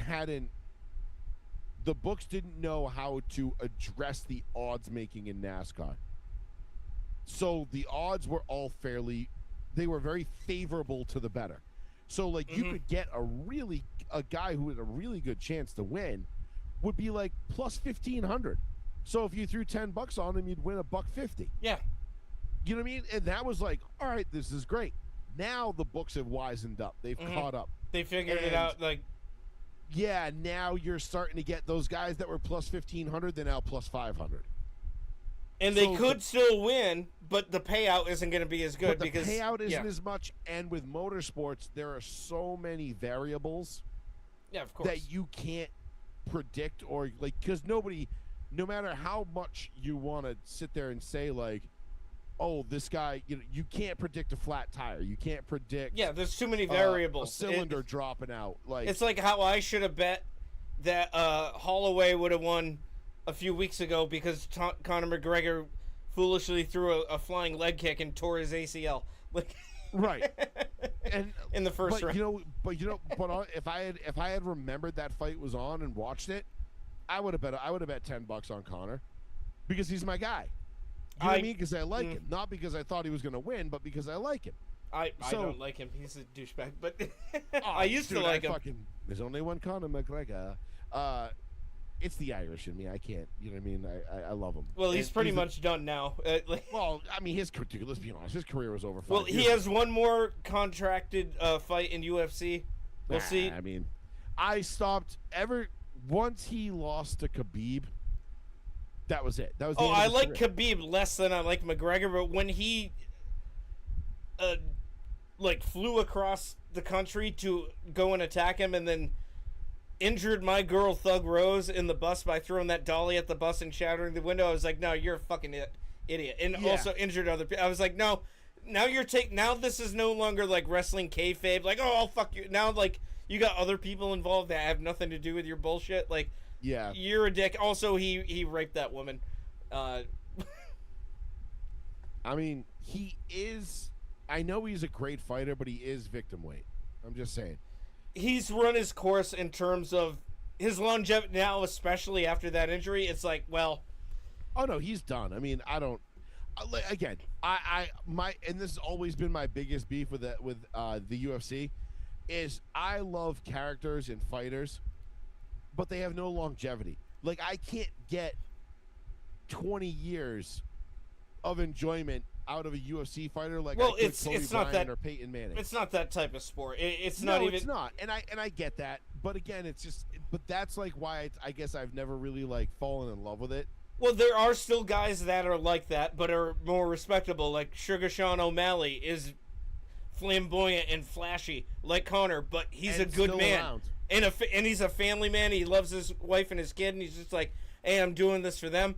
Yeah, he looks ridiculous and he talks shit, but he's not. But I don't. Yeah, going out of his way to hurt other people outside of the octagon. Like, I like him. Yeah, no, he's good. But again, it's not enough to like pull me in. You know what I mean? That's not, fair. Like I said, yeah, no, I dropped off of it for a while, and back in the day, when Connor was in his prime, I love watching Connor fights, especially me and Paul and some of the other guys. We go to Buster's anytime there was a Connor fight. We get there early for the prelims, so we got a nice table or like right front center of bar, and we're sitting there and we're eating and drinking all night, the entire time. It was a fucking blast. That mystique of him is completely gone now. I still watch some of the big ones, like the UFC 250 for Trump's birthday. That was also my birthday. That one I loved. The presentation was fantastic. I didn't give a shit who was fighting. I was just watching it for the spectacle of it. I cared about a couple of the fights, mainly like the Kentucky Derby. You know, I don't know any of these fucking horses in the race. I just put it on because of the Kentucky Derby. Because of the spectacle, and overall, it was very well done. Indeed, and I agree. all of the fights were finished. None went to decision either. That was interesting, actually. I do remember that being a thing. Mm-hmm. But yeah, you were talking about betting. Yeah, betting, and so the sports books have caught up to it, and it's kind of killed it. And honestly, Trev, I didn't even bet. I haven't bet on NASCAR in probably like 2 or 3 weeks now. Mm-hmm. And the only reason, and if I do bet, I go on. I stopped using FanDuel and I've gone over to DraftKings, because DraftKings will let you throw in like a 3-pick parlay where like you can pick 3 guys to finish top 10. Right. Which is actually probably a lot easier, you know, than picking one winner when you think about it odds wise. Mm-hmm. Obviously doesn't pay out. It pays out about as much as like a low end winner would, like $110. But you get something back. Yeah, you make a little bit. But what I've come to learn about sports betting is nickel and diming is the way to go. I just don't have the patience for it. And this is probably why I just don't and shouldn't do it. Because I don't have the discipline and the patience to sit there and make like, okay, well, I only made $40 off of this, but you know, I make $40 this week, $50 next week, $20 the week after. Now I'm at, you know, $110. But no, I'm always chasing that big one. Like, I'm like, no, let me put in this 18 leg parlay for $1 and I'll hit for $800,000 if it hits. Like, Jesus Christ. See that, dude, up until like earlier this year or late last year, I didn't even know what parlay meant because I do not bet on sports. The only time I do any kind of gambling, when the Powerball gets up to like close to $1 billion or over, I'll get like It's 633 million right now. That's not high enough for me to buy it. I always buy one. Like I get a Powerball ticket like once, twice a week. If it's $2 and it's like who gives? Well, a shit? I'll get like 5 quick picks. So I'll spend but $10. yeah, $10. Because I spend $2 at a time because the odds of if you buy 5 quick picks versus 1, like your odds don't even barely move. No, they don't, but they're slightly better. But I'm not gonna drop 100 on it. No, that's lunacy. I'm like, hey, you know what? It's up there. I know the odds of me winning it are astronomically low, but if you don't play, exactly. So I do when it gets up very high, but I don't think about it until because the numbers are usually drawn by the time I'm already in bed. So I'll check it in the morning. But yeah, I didn't buy it today. Maybe on Wednesday I'll get some quick picks, but I didn't know what parlay even meant. I knew what over-under meant and how that works. That's hilarious. But yeah, I didn't know what parlay and how that works until, one of the bartenders at Rose Alley explained it to me because she was talking about it during, it was football season, so it was definitely either last year or early this year. And she explained it to me. I was like, wow, oh, thanks. I'm not going to retain that information, but I appreciate it. But it works. Oh, I get the gist of it, but that again leads me into how I just am not interested in gambling on sports. And again, God bless you to those who do, and I hope it's not a crippling addiction. Understanding it is great, but yeah, that's just too much. That's too much in the weeds and too much things to follow. Because it's like, oh well, if I lose this bet, but I can parlay it into this, but now the X, Y, and Z now has to happen because I lost the initial like simple odds-on bet, and now it's like, no, you know what? I'm already emotionally invested in sports when my favorite teams are playing. I don't need to get money involved in it, and now I'm screaming at every television in the bar. I don't need that. I don't need that stress. Oh, the Pats won or they lost today. Okay. That's it. That's the end. I can clean my hands off. That's it. I have no I'll care when other teams win or lose, but just in terms of rankings and not because I have any money involved in it. Just be like, yeah, fuck the Jets. I don't want to see them win. That's about it. Seriously. But yeah, if anybody out there does it, great. Don't let it become a problem. Like anything in life that you enjoy doing can become a problem, whether that's eating too much, drinking too much, enjoying too many nose beers or other substances that may or may not be illegal. Hey, I don't judge. Just don't go overboard, and don't have it be at the expense of your well-being or your family. That would be a good thing. Yeah, no matter what it is. Don't do that. Yeah, that like I said, that goes for food too. Just don't fucking overeat. Yeah, put down the fork, fatty. Exactly. It's not your fault. It's no one else's fault. You have to buy 2 seats on a plane. I think it was Charles Barkley who famously said, like, one thing women in Austin, Texas, one phrase that they need to know is, I'm full. That is absolutely fucking amazing. I love that. Charles is great. Sir Charles. Charles is he's kind of a libtard, but he's a fucking gem. He's actually, from some of the quotes I've seen him make lately, he might still be left-leaning, but he's calling them out on their... He's not full lefty, because he's like, what the hell are you talking about over here? Trying to say that this dumb young man who shot these people is a good person. That's a terrible idea. It's terrible. Terrible. I mean, I love Chuck. I always have. I always thought he was great. I loved him growing up. My dad loved him. He had that epic ad campaign with Godzilla in the 90s.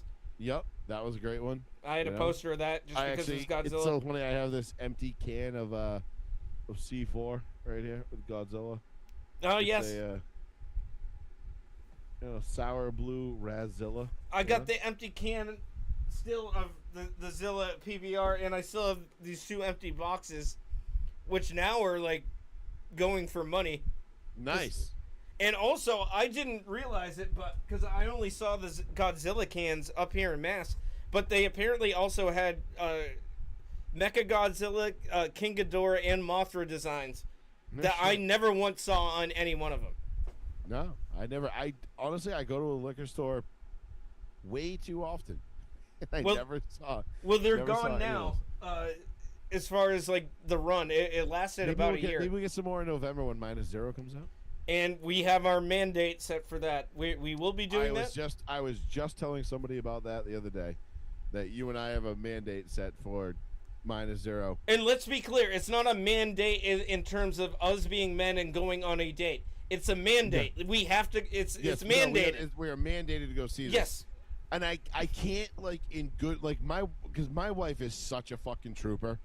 Like she will go, like she knows, like if I want to go see a movie. So she went to see -1 with me, and I was like, I have to see this movie. Like, I'll go by myself while you're at work. Like, I don't care. Yep. She's like, I'll go with you. She's like, I'll sit.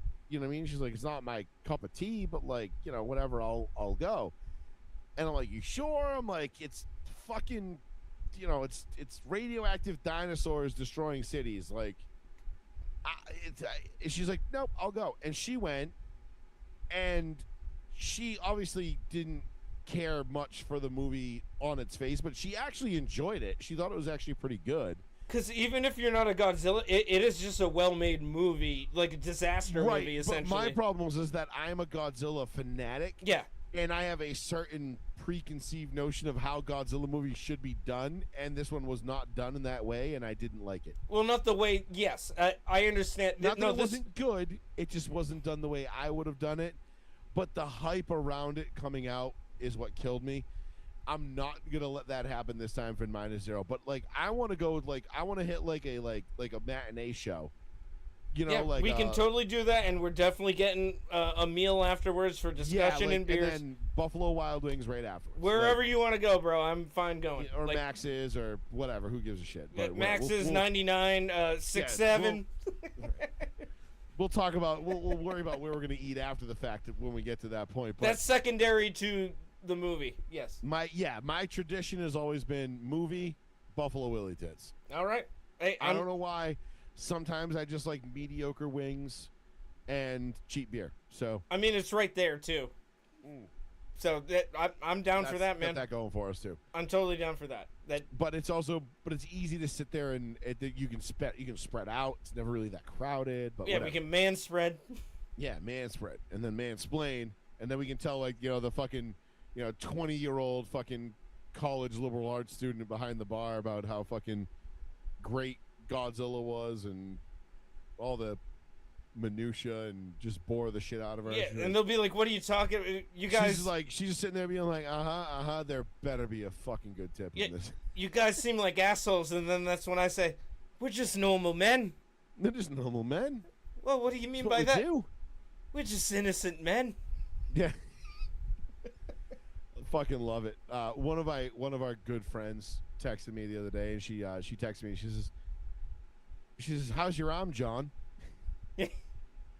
And I was like, what? And it went over my head, and she's like, you're supposed to say, why don't you come down here and find out? And I was like, fuck. God damn it. I was like, I totally missed it. Whiffed on the reference. Fuck. Yep. God damn it. Blew it. Fucking blew it, dude. You blew it like a horn. It was terrible. Well, I haven't whiffed on one that bad in a while. Well, you know what? We all do from time to time, but I don't think we whiffed it tonight. No, I think we did pretty good. And I can't think of anything else we need to talk on. Nothing that we can't get into next week. I do want to get into the Democrat Socialists of America. There's plenty of time to get into that, and we can actually. Because I think our first primaries are coming up August 4th for the Republicans. So that means the Democrat primaries and all that should be in there as Yeah, well. I'm gonna have to go to the polls, my local polls soon. Then, yeah. Yep. I mean, obviously, I'm voting short sleeve because, well, he picked my boy Oliver to be his lieutenant governor, so that's Yep, where I'm leaning. that's fair. And after doing some more research, because I've been getting text messages from both his ad campaign and Minogue, I'm leaning more towards short sleeve right now as well. The deciding factor for me, obviously, is the lieutenant governor. Mm-hmm.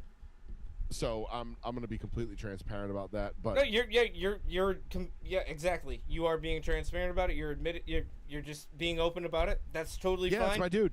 It'd be And fine I even trust if him. that wasn't the case. I trust him with my life at work. I will trust him with my state in his hands. Well, you can rest assured, for what it's worth, that both sides of both ends of the heads of the adult table, because guess what? There's two heads of the table on every table, and we both sit at each end, are endorsing Mr. Shortsleeve and his. All we need is like an AI image administration. of like you and I at the end of like a long table, like both of us just like with like a leg of lamb, like like a big drumstick in our hands, just like yeah. I mean, I can either have that done with AI, or I can have the people, the fine folks that made our logo, do that as well. ChatGPT is an amazing tool, but yeah, it'd be funny as shit. It is. Is to have us like crowns. Like, did you ever watch Night of the Seven Kingdoms, the Game of Thrones spinoff? No. Were you a Game of Thrones fan? Yes. So From the Night of beginning, Seven- and until the end, and by the end, I was very upset. Me too. I watched Night of the Seven Kingdoms the other day. I believe it's on HBO. It has to be, right? HBO Max. Yeah, I haven't even watched any House of the Dragon, which is the prequel. I haven't either. I'm waiting. I don't care. I'm kind of waiting for it to like end and then see what everybody says, and then decide if I want to invest time, because I started it, but I didn't continue with it. Mhm. But Night of the Seven Kingdoms, quick, like 40 to 50-minute episodes. I think there's only 6 of them. It's like a one-night watch. Okay. It's much more light. It was recommended to me by a good buddy of mine. It's much more lighthearted than Game of Thrones. Mm-hmm. And it is absolutely fucking fantastic. Okay. I loved it. Just Based like, on your aside- recommendation, it takes I'll at least place, give it a shot. I believe, 200 years before the original Game of Thrones. Mm-hmm. But it is 100% worth the watch. Okay. Excellent watch. I enjoyed it. It's got like some good funny moments, some good battle scenes. Like it's got like some full frontal male nudity. I won't spoil it for you, but it is absolutely hysterical. But it being that short, it's like they realized what they were dealing with time, and so it's not overdrawn. Probably No. it's just like, here it is. This is what it is. It's right to the point, and it's funny, and it's good, and I highly recommend it. All right, I need something to because me and Kelsey just finished. We just binged. Well, we didn't binge it all in one sitting, but over the last month and a half, we watched all of the Righteous Gemstones, and we both loved nice. that. It was good. Very good. And so now we're looking for something else. So maybe we'll start that. But also, Yeah, I was that's a quick hitter though. It's a quick one. Like I said, you'll be done with it. yeah. If you get at it early, like on a weekend night or something, you'll be done with it before the night's over. And also, the next big one I want her to watch, because she's never watched any of it, The Sopranos. I gotta go back and watch that too. Mm-hmm. I've only seen clips and phrases of it. It's I've been a never while actually since seen I've watched the whole it. thing. I've seen all of it. It's been over a decade since I've watched any of it, so I want to. I got 2007 when it ended. Yes. Yeah, because that was the Cavs Spurs finals. Mm-hmm. Yep. Yeah. No, that adds up. But yeah, it started in like 99, Yeah. 98, 99. No, it was great run for that show. I have to watch it. That's one. I think my wife and I are probably gonna pick that one up at some point. Brilliant. But But the one I'm watching solo right now, which I'm like halfway through, which I forgot about because it dropped, and then I was watching it. Ah, shit, lost you.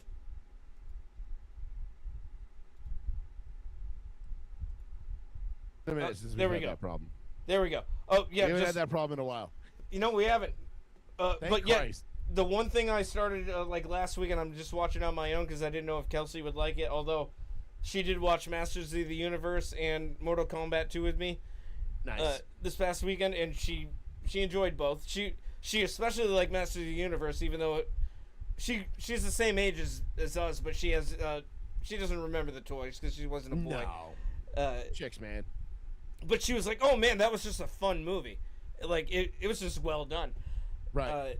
Even though I was pausing it every 10 minutes, like, well, here's what you need to know about this guy, and she was like, here. "Are you gonna?" I'm still here. Don't go away. I'm still here. No, I can see you, bro. I'm still here. Hold on. Indeed. But yes, the one show I am watching on my own, that's good. Spider Noir on Amazon Prime. It's an alternate version of Spider-Man, which has existed in comics before.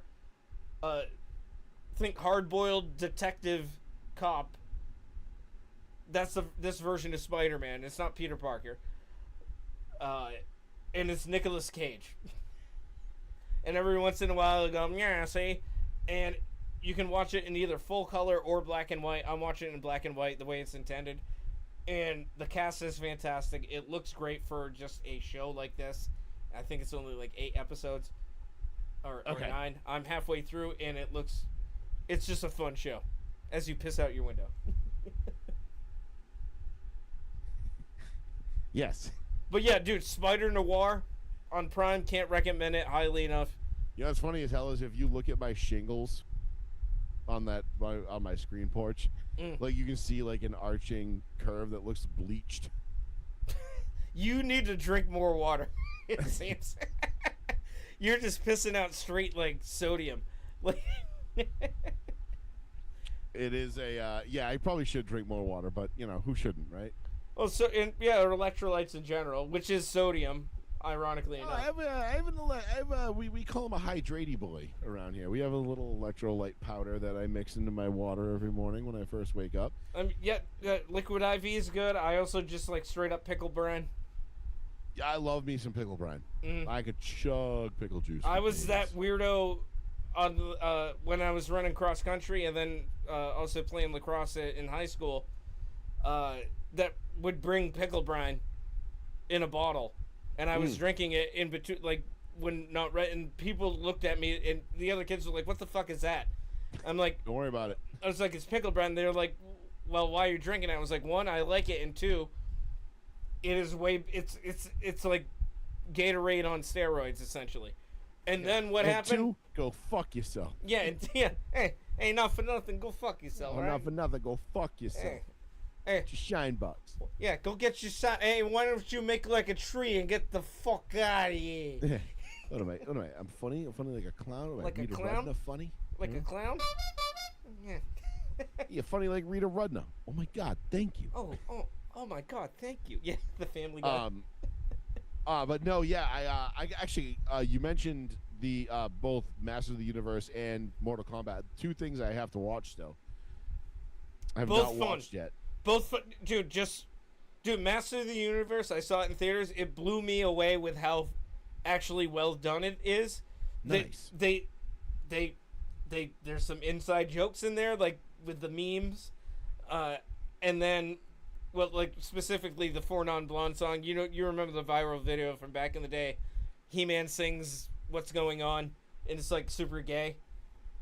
Yes. Well, they feature the song in this, but it's not him singing. It's when shit starts hitting the fan, so it's literally him saying "What's going on," so it fits, like thematically.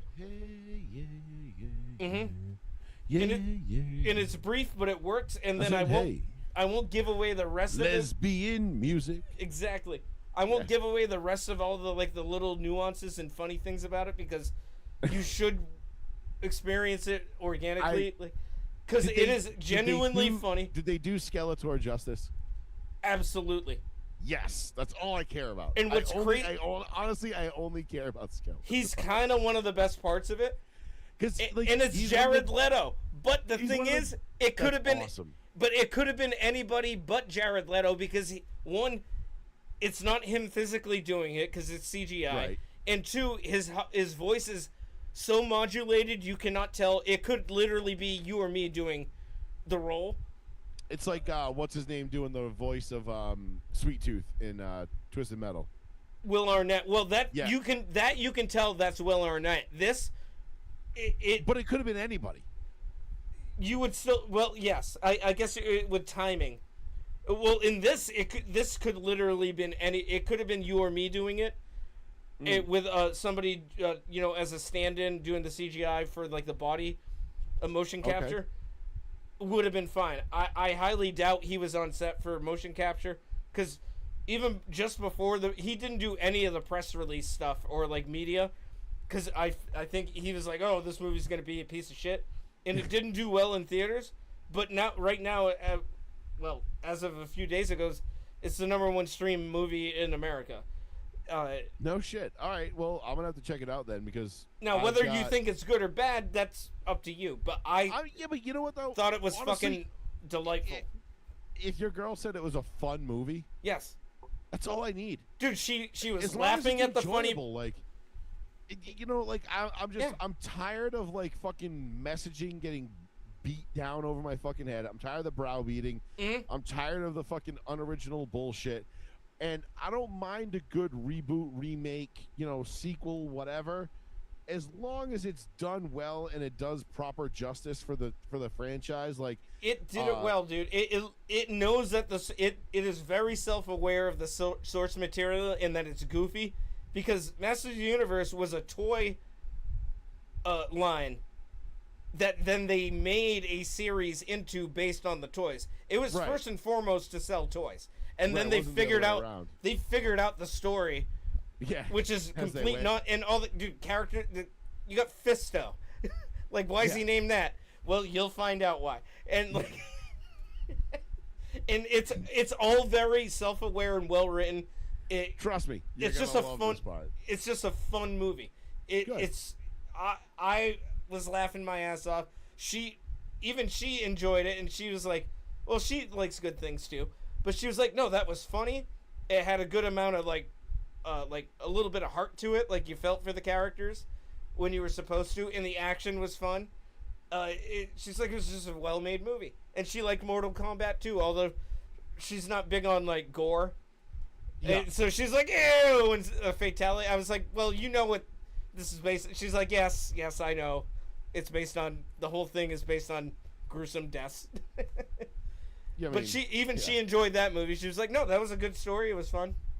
yeah. I mean, listen, I'm all for a good popcorn flick. You know what I mean? Absolutely, they are both great popcorn flicks. Sit on the couch with La, enjoy yourselves. I know we got she'll be some rolling her less eyes at than, you. We have some less than desirably like weather nights. So, by the way, I won't be able to do next week. I just because it dawned on me when we said, "Oh, next week we'll be back." I was like, "Yeah, Mhm. next week." I have my sister-in-law and brother-in-law are coming up this week Oh, no problem. from Florida, and they'll be here until I believe Wednesday of next week. So Enjoy yourselves. And I looked at the forecast is not looking good for Sugar Ray this Thursday, my friend. I know it's well, we'll see. It could change. It could always change. It's New England. I might go, even if it's raining. If it's thunder, I'm not gonna bring my umbrella. I'll just buy a cheap poncho and wear it. If it's gonna be like super shitty, like I'm not going. Right. It's not that worth it. We'll see how bad it's gonna be. Although, if it's gonna be super shitty, like if it's gonna be thunderstorms, Parking like will be easy, no lines. right. Well, then Yeah. if that's the case, then they might. I know they rarely call it off, but if it's like thunderstorms during the night, they might, because of the safety issues with all the electrical Absolutely, equipment. they'll have to. hmm But I know it doesn't open till 6 on Thursday either, so we'll see. Yeah, if and when I do go there on Thursday, which right now I still plan on it, I'll probably get there for like 9. Okay. Well, we'll see. Well, if Sugar Ray is playing on Thursday, I will see you there. Well, they are as of now. Nothing's Well, I mean, canceled. if everything goes on as scheduled, Yes. I will see you there. And if it's not torrential, right now I just checked the updated, saying thunderstorms during the day and rain at night. I'm not seeing the percentage chance. Let's see. We'll see what we got. I mean, it doesn't look good. Not It looks looking better than great. Looks better than Wednesday, though. I can tell you that. Yes, Wednesday looks worse. Rain likely. High. I don't care about the high winds. Chance of rain's 80%, near half an inch. That's the day, and then the night. 50% chance of rain, not thunderstorms. Yeah, mostly. So Thursday night looks like mostly cloudy, evening showers. And Shower spots late. looking at a 50% chance of rain for the night, and you know what? That could drop by the time Thursday draws closer. So, I'll play it by ear. I'll keep you updated on what I'm doing. I don't know if Kelsey's gonna make it out because he's like, "Oh, it's a Thursday," and I'm like, "Well, I'm gonna talk like Uncle Baby Billy here for a second. Well, bitch, you ain't gotta work tomorrow. What are you worried about? I'm the one who's gotta be up at 5:30 in the morning." And also, it's Thursday, but it's like, bro, it's Sugar Ray. Like, Right. I mean, at no point in my life did I ever think I would be remotely like excited to see Sugar Ray. But I have that one album, and I liked it, and now they're back, and I'm fully on board the nostalgia train when it comes to them and artists like them. I've never owned a single album by them. I don't know that I ever will, and But you're that's like, okay. That's okay. I know I'm other cool with people it. that never liked anything by them. Was like, holy shit, they're going. I'm gonna go. Yeah, but you know what? It is the soundtrack of middle school for me, and I want to be a part of that. Yeah, so. late middle, and early high school for me. Yeah, this is like 7th, 8th grade for me. Mhm. So Oh, I'm with it. they lasted longer than that because I remember after I stopped liking them, they had that song every morning, and I was already in like Oh, we were in high school. I was like in either high school, sophomore yeah. or junior year by Yeah, then. that was probably like my freshman year. So Yeah, that would make sense. yeah, good times. Indeed, sir. So yes, we will be off next week, but Yes, because I'll have Mark and Lindsay here on Monday. So totally fine, man. Totally fine. You we'll be take all the doing- time you need, and hope your hand, continues to Getting recover there. strongly. we're getting there. You got we're them getting there. staples in you. The road to 600 on the bench has now officially begun. Holy shit, man. Started with the surgery. You know, couldn't do anything until the surgery was done. Now we are officially on the road to a 600-pound bench. Well, if you need So, somebody just there barking inspirational slogans at you, that's what I can do. I'll be doing my own lifting. I mean, I do at home 40-pound dumbbell curls. So I did not nothing. 90s for 12 the other day. all right. Well, you know what? You're also a huge freaking guy, and I'm 5'7". So I know it's different. It's very different. Trust me, I know. hey, but being my height and like 145, 150, doing that's not too bad. Not bad. Hey, listen, man, it's all relative, bro. I tell people this all the time. I'm like, listen, if you can hop on a bench and bench 225, you are officially like in the top like 5% of human beings. So, Yeah. Oh, I haven't benched in a while, but the last time I did 200. there you go. And That's this was all- I that mean, was over 10 years if you ago. can bench more than your body weight. Oh yeah, absolutely. Yes. You know, that's impressive. Yeah, I can do in that. a lot of ways. So, again, it's all relative. I tell people this all the time. People get so like, because people geek out on the numbers that I can do, Mhm. and I often forget that I am as big and strong as I am amongst normal people, if you will, Mhm. like, or even just normal average gym goers. It often gets lost on me because I follow so many people on social media that are doing way crazier and heavier and gnarlier lifts than I could ever do. Yeah. And I'm like, oh, like I ain't shit. And then I'm like, and I talked to my buddy the other day, buddy of ours from high school, and he was like, and him and I, he's been lifting longer than I have. I've been lifting now in the gym actively for 22 years. I have never seen anyone bench 500. I've never, and neither had he. He's like, Mhm. I've never seen it. And he's been going longer than we have. And Yeah. I'm like, really? He's like, I'm like, I know it happens. It's been done. Mhm. Obviously, I'm not, one of a million, but like, But it's a small like, I've never- demographic. Yeah. you would think in 20 years at some point you would see that happen as an avid gym goer amongst people who are avid gym goers. Yeah, because It doesn't. there's a bunch of roidy magoos running around there during that time, and not one of them did it because guess what? They're not built for that. Like roids, that is like physique. Well- It is power too, and to get up there, but it's not longevity. It It depends. I mean, it can be, but I could do that's a whole nother show for a whole nother night, and I'd be happy to explain it to you. I can say I've never done anything you can't buy with your credit card. I'll put it that way. Oh yeah, I'm not claiming you have. No, I'm just saying in general. I get accused of it all the time, which is funny. But you know, we'll have a full transparency show down the road.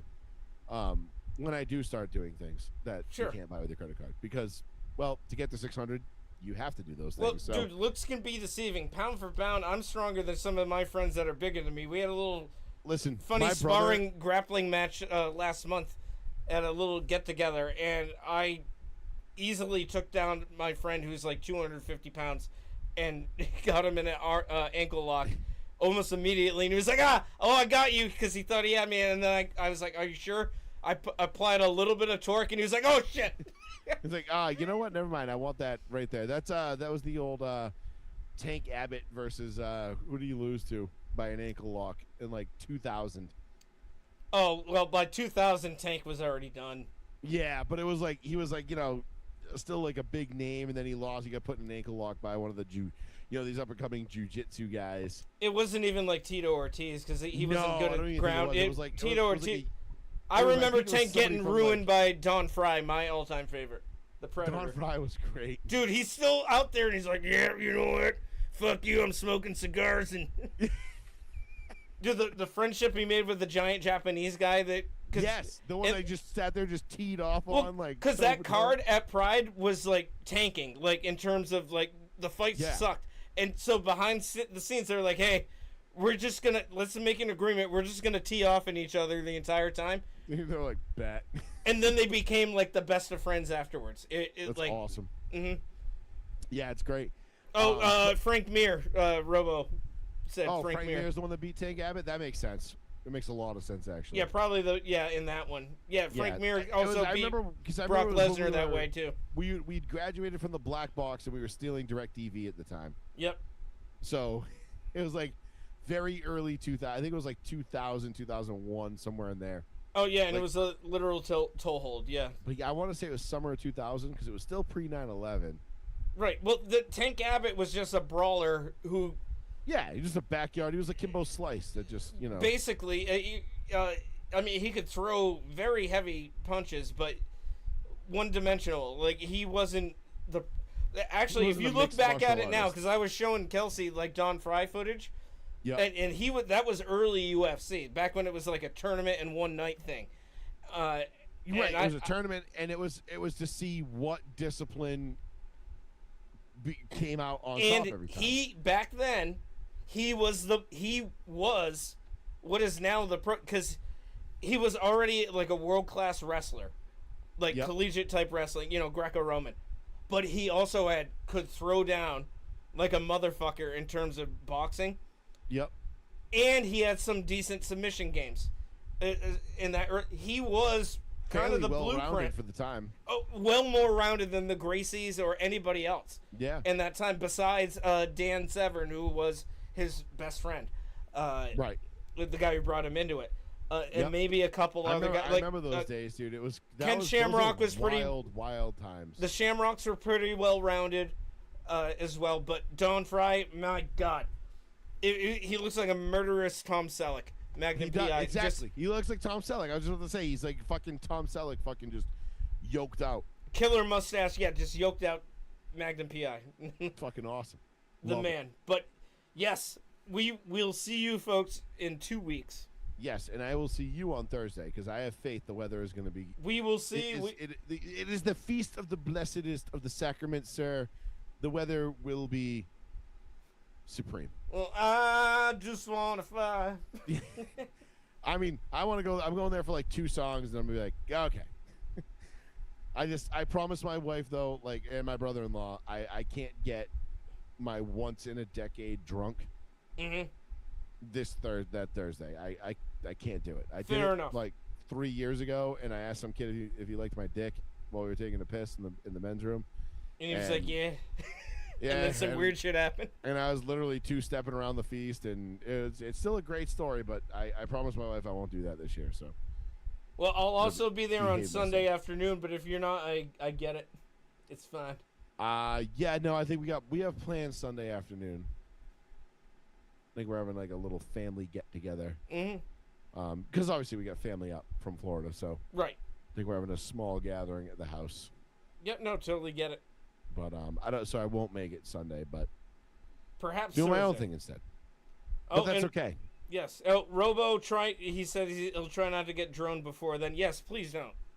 Yeah, Without you, we have nothing right now. yeah, probably be detrimental to all of our causes. I don't even think my girlfriend watched tonight. Right. And she's not even mad at me. She might have just fell asleep.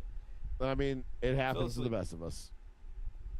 It certainly does. I should text her goodnight before I go to bed. Anyways, but yes, Yes. Anyhow, it's been a pleasure, Joey, as always. yes, sir. That was fun. I will see you in 2 weeks' time. Absolutely. Well, I mean, I'll see you on Thursday, but I'll talk to you. 2 weeks We'll time be on back. stream, and yeah, hopefully on Thursday. If Maybe Friday, Saturday. Who knows? We'll see how the week goes. hey, The whole weekend is up in the air. you got my number. You hit me up. You let me know what's going on. I might be able to pull some strings in terms of my free time. There you go. That's all that matters. All right, brother. All right, buddy. I'll talk to you guys later. Enjoy the feast, and we'll talk to you in 2 weeks. Yeah, and be safe in the Ukraine, brother. Yes, please. Thank you. Later, folks. Later, guys.